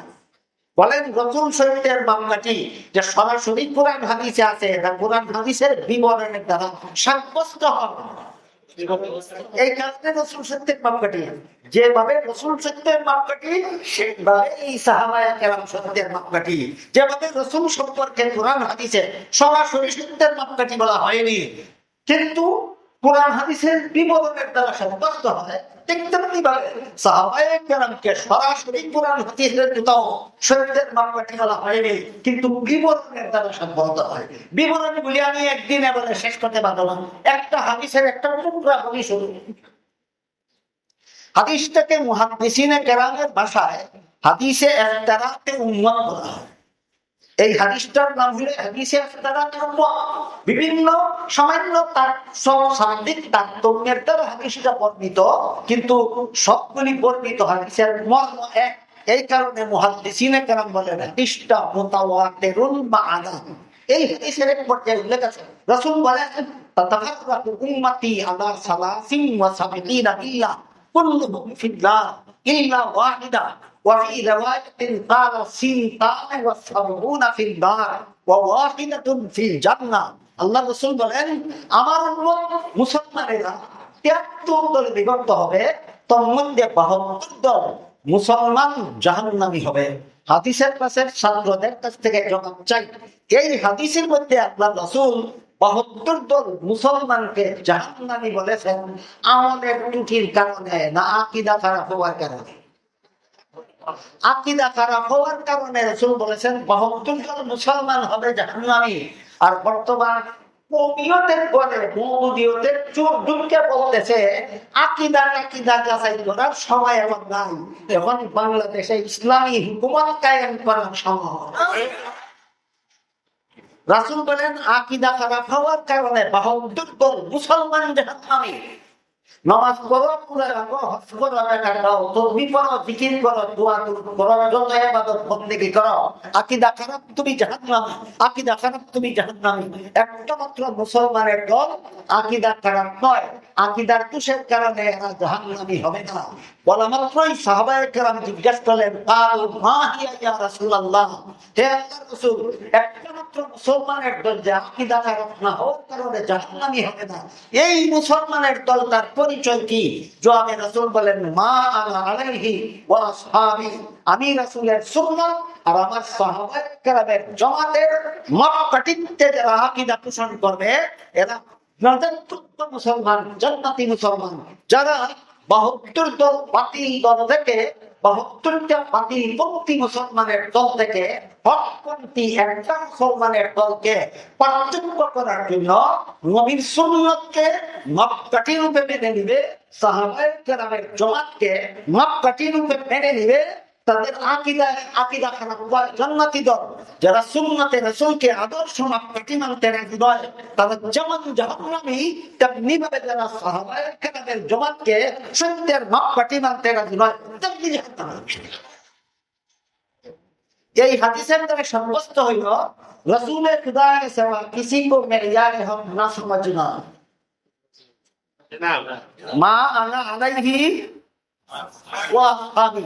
এর মর্ম হইল রাসূলে খুদা কে সিवा किसी को मेयार हम ना समझना। এখানে হকের দ্বারা কি বোঝানো হইল? এখানে হকের দ্বারা বোঝানো হয়েছে আকীদার হক, আর বাতিলের দ্বারা বোঝানো হয়েছে আকীদার বাতিল। 72 দল মুসলমানের আকীদা বাতিল হওয়ার কারণে রাসূল এদেরকে জাহান্নামী বলেছেন, একদল মুসলমানের আকীদা সহিহ হওয়ার কারণে রাসূল এদেরকে জান্নাতি বলেছেন। তাই সাহাবাগণ জিজ্ঞাসা করেছিলেন এদের পরিচয়। 72 দল বাতিল দল থেকে একটা হক দলকে পার্থক্য করার জন্য রাসূল 2টা স্কেল বা মাপকাঠি সাব্যস্ত করে দিয়েছেন। একটা স্কেলের নাম সুন্নতে রাসূল আর একটা স্কেলের নাম জামাতে সাহাবা। এই জন্য এই 2 মাপকাঠির ভিত্তিতে যারা আকীদা পোষণ করে তাদের নাম হয় আহলে সুন্নাত ওয়াল জামাত।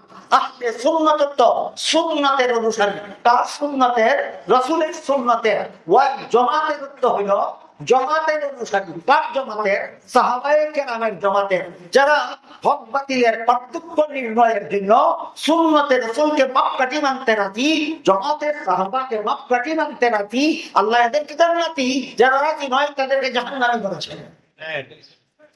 এখানে সাহাবায়ে কেরামকে সমালোচনা করার কথা না অনুসরণ করার কথা। সাহাবাজি করতে করতে এক পর্যায়ে গিয়া বলে সাহাবা তো গুনাহ করেছেন, গুনাহগার কিভাবে শরীয়তের মাপকাঠি হবে? সাহাবা গুনাহ করেছেন, এই জন্য যদি শরীয়তের মাপকাঠি হয় না, তো সমস্ত নবীরা যেমন যদি গুনাহগার সাথে আছে, ওই নবী কেন শরীয়তের মাপকাঠি হয়? ফার্সি ভাষায় একটা কথা আছে, দরুগুরা হাফেজানা ভাষা, মিথ্যাবাদীদের স্মরণ শক্তি থাকে না। একবার যে সমস্ত নবীদের গুনাহগার সাজাইয়া রাখছে বলে না, এখানে এসে বলে সাহাবী যেহেতু গুনাহ করে সত্যের মাপকাঠি হতে পারে না, তাই রাসূল ছাড়া কেউ সত্যের মাপকাঠি নেই। এই বেটা, এখানে সাহাবীর গুনাহর কারণে মাপকাঠি থেকে বাদ দিলে ওইখানে সমস্ত নবীদের গুনাহগার বানায় রাখলো। তোর জীবনে কোনো মাপকাঠি আছে না? লাগাম ছাড়া গুনাহ তোর না। এই মতবাদের নাম হইল মওদুদিবাদ। আমি কি আপনাদেরকে মওদুদিবাদ আর দেওবন্দিবাদের পার্থক্য বুঝাতে পারতেছি? এখন তাদের একটা প্রশ্ন হইল, এখন আর আকীদা দেখার সময় নেই। এখন হলো বাংলাদেশে ইসলামী হুকুমত কায়েম করা। আপনারা ধৈর্যের সাথে শুনলে আর কয়েক মিনিটে আমি আপনাদের সামনে এই ইতিহাস তুলে ধরব যে আকীদা খারাপ ওয়ালা যদি ইসলামী শাসনের নামে যদি দখল করতে পারে, তখন ইসলাম এবং মুসলমানের 12টা কিভাবে বাঁচে? আকীদা খারাপ ওয়ালা যদি ইসলামের শাসন, ইসলামী শাসনের নামে যদি দখল করতে পারে, এই দেশে ইসলাম এবং মুসলমানের 12টা কিভাবে বাঁচে সেই ইতিহাস আমি আপনাদের সামনে তুলে ধরতে চাই। এই ইসলামী প্রশ্নের জবাব। এখন আকীদা যাচাই করার সময় নাই, এখন ইসলামী হুকুমত কায়েম করার সময়। কিন্তু এর আগে সাহাবাদের সমালোচকদের ব্যাপারে হাদিস শরীফে যে রাসূল বলেন, সাহাবা সমালোচকদের যখন তোমরা দেখবা কেন বললেন? কারণ তখনও কোন সাহাবা সমালোচক দুনিয়াতে ছিল না। যতদিন নবী দুনিয়াতে ছিলেন তখন দুনিয়াতে কোনো সাহাবা সমালোচনা ছিল না। হযরত আবু বকর সিদ্দিক রাদিয়াল্লাহু আনহু শাসনামলে দুনিয়াতে কোনো সাহাবা সমালোচক মুসলমান ছিল না। হযরত উমর ফারুক রাদিয়াল্লাহু আনহুর শাসনামলে দুনিয়াতে কোনো সাহাবা সমালোচক ছিল না। সাহাবা সমালোচক জন্ম হয়েছিল হযরত উসমান রাদিয়াল্লাহু আনহুর শাসনামলে। আমাদের কওমি মাদ্রাসার ছাত্রদের ইতিহাস জানা থাকা দরকার। সাহাবা সমালোচকের সমালোচনার সূত্রপাত হয় প্রখ্যাত মুনাফিক আব্দুল্লাহ ইবনে সাবার ক্ষেত্রে। মুসলমান উম্মতের মধ্যে সাহাবা সমালোচনার সূত্রপাত হয় প্রখ্যাত মুনাফিক আব্দুল্লাহ ইবনে সাবার মাধ্যমে। সুতরাং মাদ্রাসার যেসব ছাত্ররা ইবনে সাবার ইতিহাস জানে না, এরা সাহাবা সমালোচনার গোড়ার কথা জানে না। মাদ্রাসার ছাত্রদের সাহাবা সমালোচনার গোড়ার কথা জানতে হলে প্রখ্যাত মুনাফিক ইবনে সাবার ইতিহাস জানতে হবে। অতি সংক্ষেপে আমি আগে আপনাদের সাথে এই ইতিহাসটা তুলে ধরবো, তারপরে 2 নম্বর একটা ইতিহাস তুলে ধরবো। ইসলামী শাসনের মানে আকীদা খারাপওয়ালা যদি গতি দখল করতে পারে, সেই দেশের ইসলাম এবং মুসলমানের দুর্দশাটা কেমন হয়, এই দুইটা ইতিহাস আজকের মতো অতি সংক্ষেপে বলে শেষ করতে পারি কিনা দেখবো। অন্য কোনো সময় সুযোগ পেলে বাকি আয়াতের আলোচনার দিকে যাব।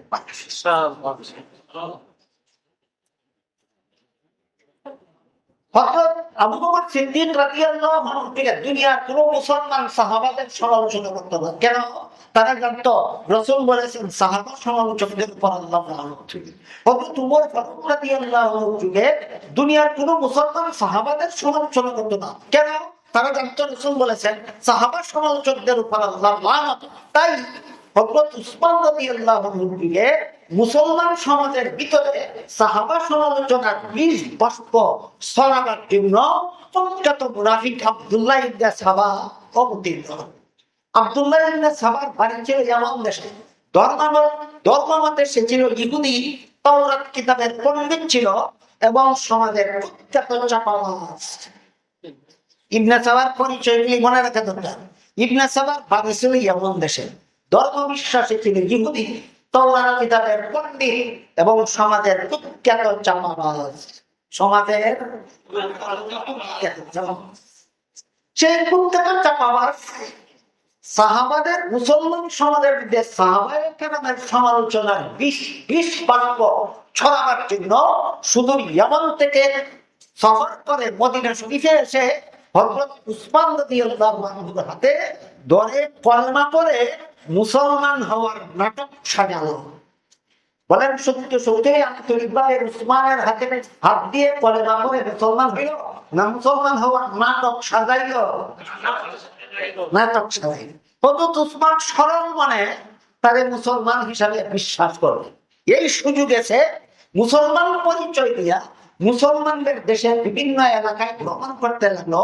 সাহাবা বিদ্বেষের বিশ্বাস প্রচারের জন্য কুফায় গিয়া চেষ্টা করে ব্যর্থ হইল, বছরায় গিয়ে চেষ্টা করে ব্যর্থ হইল, সর্বশেষে মিশরে গিয়া সফল হল। কুখ্যাত ইবনে সাবা মিশরে গিয়া মিশরের অশিক্ষিত এবং অল্পশিক্ষিত অল্পশিক্ষিত মুসলমানদেরকে নিয়ে একটা মহা সমাবেশ করলো।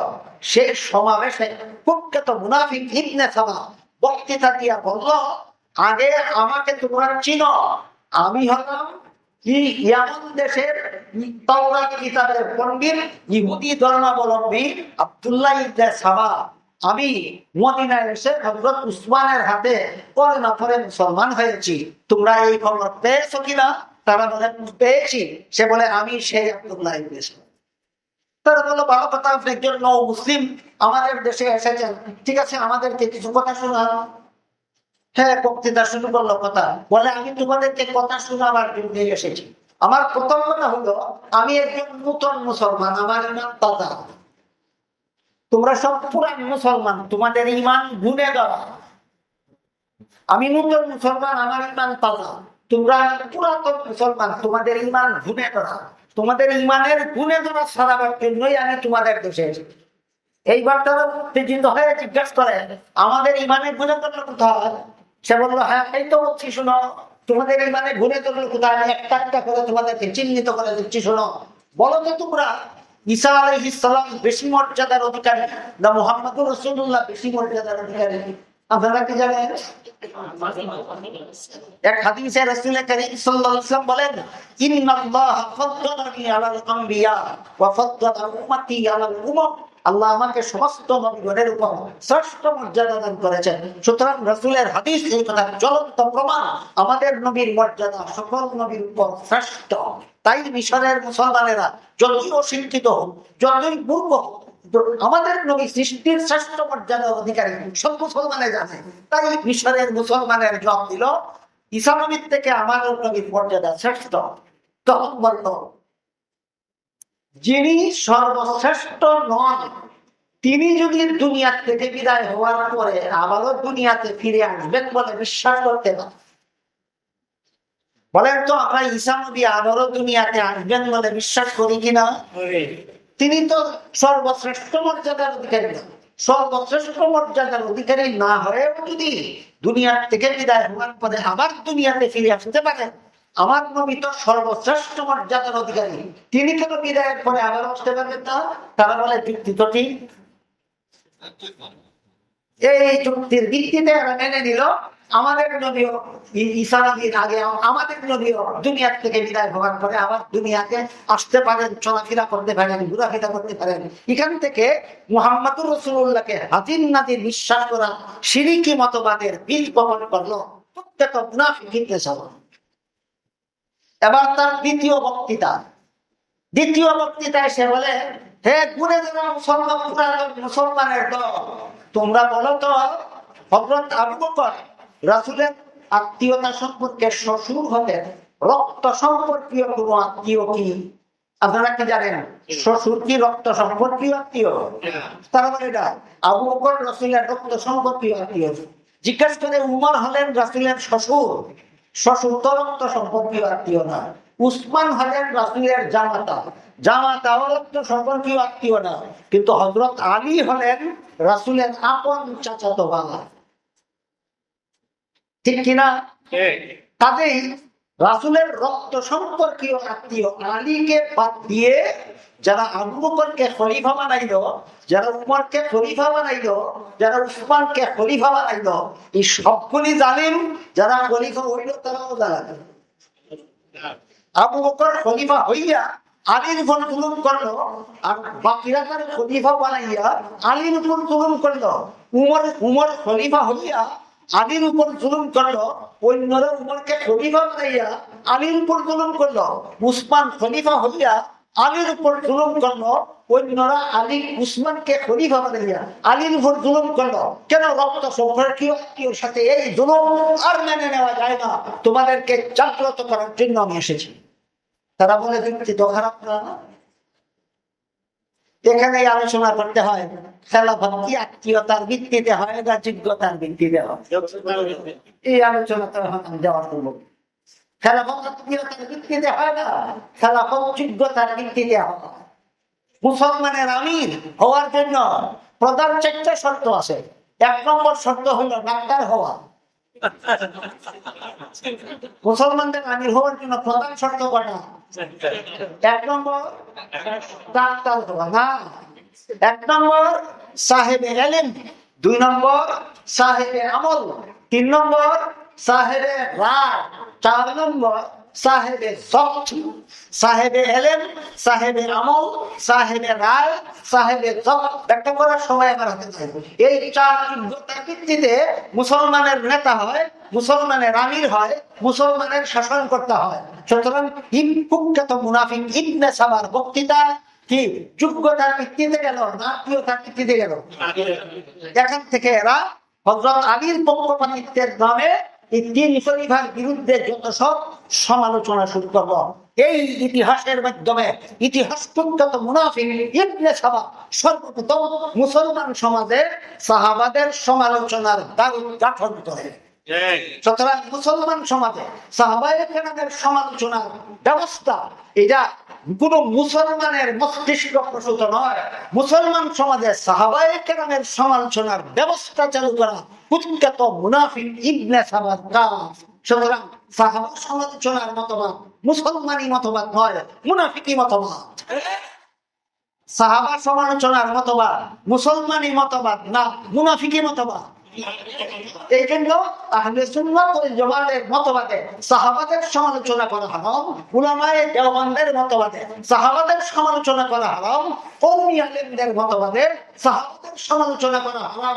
দুইটা মতবাদে সাহাবাদের সমালোচনা হারাম, একটা হলো মুনাফিকি মতবাদ আর একটা হলো মওদুদি মতবাদ। আমি কি আপনাদেরকে মওদুদিয়ত আর দেওবন্দিয়তের পার্থক্য বুঝাতে পারছি? কওমি ছাত্রদের কি এখন এই সময় নয় মওদুদিয়ত আর দেওবন্দিয়তের পার্থক্য বোঝার? দেওবন্দি মতবাদে সাহাবাদের সমালোচনা হারাম, মওদুদি মতবাদে সাহাবাদের সমালোচনা করা ওয়াজিব। তাকে দুই মতবাদে কোনো রেস্টক নাই, আকাশ পাতাল রেস্টক। কিন্তু সমস্যা হলো এগুলি মতবাদ হলো আকীদাগত ব্যাপার। এখন আকীদা টাকিদা আলোচনার টাইম নেই, এখন হইলো ইসলামী শাসন কায়েম করার টাইম। আমি তো প্রায় সময় বলে থাকি, দেশে ইসলামী শাসনের আন্দোলন যারা যারা করেন, যারা যারা বাংলাদেশে ইসলামী শাসনের আন্দোলন করেন, তাদের দায়িত্ব হলো সরকারের কাছে জনগণের প্রাপ্য কয়টা কি কি বলে দেওয়া, জনগণের কাছে সরকারের প্রাপ্য কয়টা কি কি বলে দেওয়া। আমি যদি কোন রাজনৈতিক দলের সাথে জড়িত নই, আমার দায়িত্ব না, যারা রাজনীতি করে তাদের দায়িত্ব। তো তোমরা যারা যারা বাংলাদেশে ইসলামী হুকুমত কায়েম করার আন্দোলন করে যাচ্ছ, আজ পর্যন্ত বলো না কেন সরকারের কাছে জনগণের প্রাপ্য কটা আর জনগণের কাছে সরকারের প্রাপ্য কটা। এর দামে যদি আমি ধরে নেই তোমরা রাজনীতি গুড়াটি মমুদ না, যার গুড়াটি মমুদ না রাজনীতি, তারাই কি দেশে ইসলামী হুকুমত কায়েম করবে? ইসলামী নেতা হওয়ার জন্য, সরকার হওয়ার জন্য, শাসনকর্তা হওয়ার জন্য যোগ্যতা কথা লাগে কি কি গোড়ার দিন জানাই না। সে আন্দোলন করে একামতে দিনে, আমি দুঃখিত, একামতে দিনের আলোচনাটা ওই আকমালতুলাকুম দীনাকুমের মধ্যে দিন শব্দের ব্যাখ্যার মধ্যে আসবে একামতে দিন কাকে বলে। একামতে দিন, এই একামতে দিনের আন্দোলন তারা করে ইসলামী হুকুমত কায়েমের আন্দোলন। অথচ যে আয়াত দিয়ে তারা একামতের দিনের দলিল দেয়, আয়াতটা হলো সূরা শুরার 13 নম্বর আয়াত। সেখানে আল্লাহ বলেছেন আকিমুদ্দীনা ওয়ালা তাতাফাররাকু ফীহি, তোমরা দিন কায়েম করো, দিনের মধ্যে বিভেদ সৃষ্টি করো না। এখানে দিন বলতে কি পুরাটি বলারে না, ওইখানে দিন বলতে রাষ্ট্র প্রতিষ্ঠা। নাউযুবিল্লাহি মিন যালিক। আকিমুদ্দিন আয়াত আল্লাহ নাযিল করেছেন রাষ্ট্র প্রতিষ্ঠা বোঝানোর জন্য নয়, এটা রাষ্ট্র প্রতিষ্ঠার আয়াত নয়। আকিমুদ্দিন আল্লাহ নাযিল করেছেন নামাজ রোজা ইবাদত বندگی বোঝাবার জন্য নয়, যে নামাজ রোজা ইবাদত বندگির আয়াত না। আকিমুদ্দিন আল্লাহ নাযিল করেছেন সহিহ আকীদা বোঝাবার জন্য, যা আকীদার আয়াত। বুঝে থাকতে বলেন আকিমুদ্দিন এটা কি রাষ্ট্র প্রতিষ্ঠার আয়াত না নামাজ রোজার আয়াত না আকীদার আয়াত? তোমরা ইসলামের সহিহ আকীদায় অটল থাকো, ইসলামের সহিহ আকীদার ব্যাপারে মতভেদ সৃষ্টি করো না, বিভেদ সৃষ্টি করবে না, ইসলামী সহিহ আকীদায় অটল থাকো। আকিমুদ্দীনা ওয়ালা তাতাফাররাকু ফীহি, এখানে ইসলামের সহিহ আকীদায় অটল থাকার কথা বলা হয়েছে, ইসলামের সহিহ আকীদার ব্যাপারে বিভেদ সৃষ্টি করতে নিষেধ করা হয়েছে। যাদের আকীদা গলত এরা এই আয়াত দিয়া দলিল দেয়, আর আকীদার কথা বাদ দিয়ে রাষ্ট্র প্রতিষ্ঠার ব্যাপারে ব্যবহার করে, কোরআনের অপব্যবহার কিনা। একামতে দিন সহিহ আকীদার নাম, একামতে দিন রাষ্ট্র প্রতিষ্ঠার নাম নয়। এই আয়াতে যে একামতে দিনের কথা আল্লাহ বলেছেন সেটা রাষ্ট্র প্রতিষ্ঠার নাম নয়, সেটা আকীদা সংশোধন করার নাম। অথচ আকীদা বললে বলে আমরা একামতে দিনের কাজ করি। একামতে দিন কি রাষ্ট্র প্রতিষ্ঠা, গোড়ার দিন জানো ইসলামী রাষ্ট্র কিভাবে প্রতিষ্ঠা হয়। যাই হোক, এখন এরা বলে আকীদা সংশোধন করার টাইম নেই, এখন রাষ্ট্র প্রতিষ্ঠা করা দরকার। এই ব্যাপারে আমি একটা ইতিহাসের সময় আবার দিয়ে আজকের মতো কথা শেষ করতে চাই। সেটা হলো, আমি আশা করি আপনারা যারা মাদ্রাসার ছাত্রদের মধ্যে যারা ইসলামের অতীত ইতিহাস সম্পর্কে মোটামুটি ধারণা রাখেন, এই ইতিহাসের মধ্যে একজন ইতিহাস বিখ্যাত শাসনকর্তার নাম ছিল বাদশাহ হারুনুর রশিদ। বাদশাহ হারুনুর রশিদের ছেলের নাম ছিল বাদশাহ মামুনুর রশিদ। বাদশাহ হারুন রশিদের পরে বাদশাহ মামুন রশিদ যখন রাষ্ট্রীয় ক্ষমতা দখল করলো, এরা রাষ্ট্রীয় ক্ষমতা দখল করতো ইসলামী শাসনের নামে। এরা রাষ্ট্রীয় ক্ষমতা দখল করতো কিসের নামে? ইসলামী রাষ্ট্র, ইসলামী শাসনের নামে রাষ্ট্রীয় ক্ষমতা দখল করতো। বাদশাহ হারুন রশিদের ছেলে বাদশাহ মামুন রশিদ ইসলামী শাসনের নামে যখন রাষ্ট্রীয় ক্ষমতা দখল করেছিল, তখন মুতাজিলাদের ভ্রান্ত আকীদার অনুসারী হয়ে গিয়েছিল। মুতাজিলাদের অনেকগুলি ভ্রান্ত আকীদা আছে, যেমন ভাবে মওদুদীবাদীদের অনেকগুলি ভ্রান্ত আকীদা আছে, ঠিক তেমনি ভাবে মুতাজিলাদের অনেকগুলি ভ্রান্ত আকীদা আছে। মুতাজিলাদের সবগুলি ভ্রান্ত আকীদার মধ্যে একটা ভ্রান্ত আকীদার নাম ছিল খালকে কোরআন। এই খালকে কোরআন শব্দটা আকীদার কিতাব যারা বুঝে শুনে পড়েনি, এদেরকে বোঝানো সম্ভব নয়। এই জন্য যারা আকীদার কিতাব, আকীদার উচ্চস্তরের কিতাবগুলি ভালোভাবে বুঝে শুনে পড়েননি, তাদের জন্য সহজ বাংলা শব্দ আমি বলি। আহলে সুন্নাত ওয়াল জামাতের আকীদা হলো কোরআন আল্লাহর অনাদি কালাম। এই কথা বুঝে না, বুঝে বিশ্বাস করে নিরা আহলে সুন্নাত ওয়াল জামাতের আকীদা কোরআন আল্লাহর অনাদি কালাম। কোরআন আল্লাহ অনাদি কালাম, তাহলে সুন্নাত ওয়াল জামাতের আকীদা। এর বিপরীতে মুতাজিলাদের ভ্রান্ত আকীদা হলো কোরআন নবরচিত। কোরআন নবরচিত শব্দটি মনে রাখেন। মুতাজিলাদের ভ্রান্ত আকীদা কোরআন নবরচিত, আহলে সুন্নাত ওয়াল জামাতের আকীদা কোরআন অনাদি কালাম। বুঝা থাকতে বলেন কোরআন নবরচিত না অনাদি কালাম, এই ব্যাপারে আকীদার মধ্যে হক বাতিল নাই। আহলে সুন্নাত ওয়াল জামাতের হক আকীদা কি? কোরআন আল্লাহর অনাদি কালাম। মুতাজিলাদের বাতিল আকীদা কি? কোরআন নবরচিত। কোরআন এই আকীদায় বিশ্বাস ছিল বাদশাহ মামুন। বাদশাহ মামুন ইসলামী শাসনের নামে গদি দখল করার সাথে সাথে কোরআন নবরচিত এই ভ্রান্ত আকীদা পোষণ করার জন্য সারা দেশের সমস্ত মুসলমানদের উপর জুলুম অত্যাচার চালায়, সমস্ত আলেমদের উপর জুলুম অত্যাচার চালায়। একদল আলেম জুলুম অত্যাচারের ভয়ে হক আকীদা বাদ দিয়া বাতিল আকীদা গ্রহণ করে ফেলেছিল। আরেক দল আলেম গ্রহণ না করার কারণে এদেরকে বাদশাহ মামুন হত্যা করে ফেলেছিল। আরেক দল আলেম বাতিল আকীদা গ্রহণ না করার কারণে জেলখানায় বন্দী করে পাশবিক নির্যাতন করেছিল। এইরকম নির্যাতিত আলেমদের মধ্যে একজন ছিলেন হযরত ইমাম আহমদ বিন হাম্বল রাহমাতুল্লাহ। মাদ্রাসার ছাত্ররা ইমাম আহমদ বিন হাম্বলের ইতিহাস পড়ো, যদি কওমিয়তার মওদুদিয়তের পার্থক্য বুঝতে চাও। আকীদা সংশোধন আগে না ইসলামী শাসন কায়েম আগে যদি বলতে চাও, মামুন রশিদের ইতিহাস পড়ো। মামুন রশিদের ইতিহাস আমাদের শিক্ষা দেয়, ইসলামী রাষ্ট্র যদি প্রতিষ্ঠা করতে চাও তাহলে আকীদা সংশোধন করো। বলেন রাষ্ট্র প্রতিষ্ঠা আগে না আকীদা সংশোধন আগে? কেউ যদি বলে আমরা ইতিহাস থেকে শিক্ষা নেব কেন, হাদিস কোরআন থাকতে ভালো কথা, হাদিস কোরআন থাকতে ইতিহাস থেকে শিক্ষা নেব না। যাও হাদিসে দেখা তো মুহাম্মদুর রাসূলুল্লাহ সাল্লাল্লাহু আলাইহি ওয়াসাল্লাম ওহী নাযিল শুরু হওয়ার পর থেকে আরো 13 বছর মক্কা শরীফে অবস্থান করেছিলেন। এই 13 বছরের পবিত্র জিন্দেগিকে মক্কি জিন্দেগি বলা।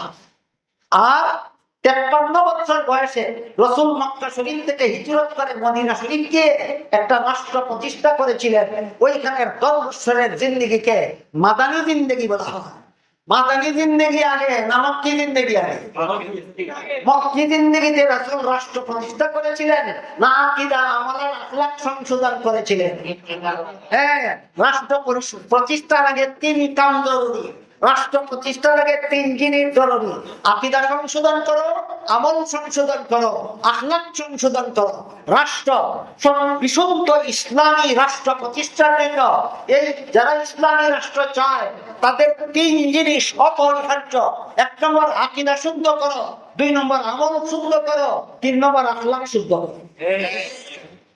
রাসূল কারীম সাল্লাল্লাহু আলাইহি ওয়াসাল্লাম মক্কি জিন্দেগিতে মুসলমানের আকীদা শুদ্ধ করে দিলেন, মক্কি জিন্দেগিতে মুসলমানের আমল সংশোধন শুদ্ধ করে দিলেন, মক্কি জিন্দেগিতে মুসলমানের আখলাক শুদ্ধ করে দিলেন, মদনী জিন্দেগিতে রাষ্ট্র প্রতিষ্ঠা করলেন। বুঝলেন সিরাতুল নবীর এই ধারাবাহিকতা বুঝে থাকতে বলুন, রাষ্ট্র প্রতিষ্ঠা আগে না আকীদা শুদ্ধ আগে? পণ্ডিতের পণ্ডিত ইয়াকিদা শুদ্ধ করবে পরে রাষ্ট্র প্রতিষ্ঠা করবে আগে, তাইলে কি জিন্দেগি আগে না তো জিন্দেগি আগে। এইভাবে রসুলের সিরাতুল নবীর ইতিহাস বাদ দিয়ে, কোরআন হাদিসের বিবরণ বাদ দিয়ে, মামুনুর রশিদের ইতিহাস বাদ দিয়া এই কওমি অঙ্গনে একটা তুফান বসে এনেছে তারা প্রতিবাদের ছেলেরা, যে আকিদা শুদ্ধ হবে পরে আগে ইসলামী রাষ্ট্র প্রতিষ্ঠা, আকিদা শুদ্ধ হবে পরে আগে ইসলামী রাষ্ট্র প্রতিষ্ঠা। 1 নম্বরে আকিদা, 2 নম্বরে আমল, 3 নম্বরে আখলাক। 3 নম্বরটাও শুদ্ধ না কইরা যদি রাষ্ট্র প্রতিষ্ঠার আন্দোলনে যায়, পরকিয়া করবে, জিনা করবে, আখলাক শুদ্ধ, আখলাক অশুদ্ধ, চরিত্রহীন লব্ধ ইসলামী রাষ্ট্র প্রতিষ্ঠার নামে আন্দোলন করে, এমন যদি হয় তাহলে ইসলামী রাষ্ট্র প্রতিষ্ঠার আন্দোলনকারীটা চরিত্রবান না চরিত্রহীন? চরিত্রহীনতার কারণে পরকিয়া করবে, জিনা করবে, বদমাশি করবে, ধরা খাইলে কইব ইতার নবীরাও করছে, সাহাবীরাও করছে, আমি করলে কি? আর কিভাবে আপনাদেরকে আমি বুঝাবো? আকিদা শুদ্ধ হওয়ার আগে যদি গদি পায়, আমল শুদ্ধ করার আগে যদি গদি পায়, চরিত্র শুদ্ধ করার আগে যদি গদি পায়, কত বড় বদমাশ হবে। আমি কি আমি যদিও আমার কোনো কথা শেষ করতে পারলাম না, শুধু বিক্ষিপ্ত ভাবে কিছু কিছু কথা কইলাম ওই আয়াতের শানে নজুল প্রসঙ্গে। যদি বুঝে থাকেন মনোযোগ দিয়ে, যারা শুনেছেন, যারা বুঝেছেন, দয়া করে বলুন আমাদের দেওবন্দিয়তে আর মওদুদিয়তে কোনো বেশ কম নাই। শুদ্ধ করবো পরে, আগে কি রাষ্ট্র প্রতিষ্ঠা করে নেব? আমল আখলাক শুদ্ধ করার পরে রাষ্ট্র প্রতিষ্ঠা। শিক্ষা রাসূল কোথায় দিলেন? মক্কি জিন্দেগি আর মাদানী জিন্দেগি থেকে। আর কেউ কেউ বলে আকীদা যতই খারাপ হোক, রাষ্ট্র প্রতিষ্ঠার আন্দোলনের জন্য তাদের সাথে ঐক্যজোট করলাম মুশকিল। বলা কথা, দলিল হলে মুফতি আমিনী সাহেব বাতিল আকীদাওয়ালাদের সাথে ঐক্যজোট করে নির্বাচন করেছেন, শেখুল হাদিস সাহেব বাতিল আকীদাওয়ালাদের সাথে ঐক্যজোট করে নির্বাচন করেছেন, পাকিস্তানের ফজলুর রহমান সাহেব বাতিল আকীদাদের সাথে ঐক্যজোট করে নির্বাচন করছেন, চলেছেন। আমি করলে দোষ কি? এই যুক্তির ইত্রাণীটা কোথায়? আমি জিজ্ঞেস করি আপনাদেরকে, আমিনী সাহেব বাতিল আকীদাওয়ালাদের সাথে রাজনৈতিক জোট করার কারণে কতটা কওমি মৌলবী মওদুদি হয়েছিল? কতটা কওমি ছাত্র মওদুদি হয়েছিল? সেই সব বাতিল আকীদাওয়ালার সাথে রাজনৈতিক ঐক্য করার কারণে কতটা কওমি উলামা মওদুদি হয়েছিল? পাকিস্তানের ফজলুর রহমান সাহেব কতটা মওদুদি, কতটা আকীদাদের সাথে ঐক্যজোট করার কারণে কতটা কওমির মওদুদি হয়েছে? একটাও না। আর তুমি বাতিল আকীদাদের সাথে ঐক্যজোট করার কারণে মওদুদিয়তের চোর কওমিয়তের ঘরে ঢুকে গেছে। সুতরাং তাদের ঐক্যজোটে আর তোমার ঐক্যজোটে কোনো সামঞ্জস্য নয়। আল্লাহ আপনাদের আমাদের সবাইকে মওদুদিয়ত আর কওমিয়তের পার্থক্য যথাযথভাবে বুঝাবার তৌফিক দান করুন। আমিন। সুবহান রাব্বিকা রাব্বিল ইজ্জাতি আম্মা ইয়াসিফুন ওয়া সালামুন আলাল মুরসালিন ওয়ালহামদুলিল্লাহি রাব্বিল আলামিন। মাশাআল্লাহ, জাযাকাল্লাহ।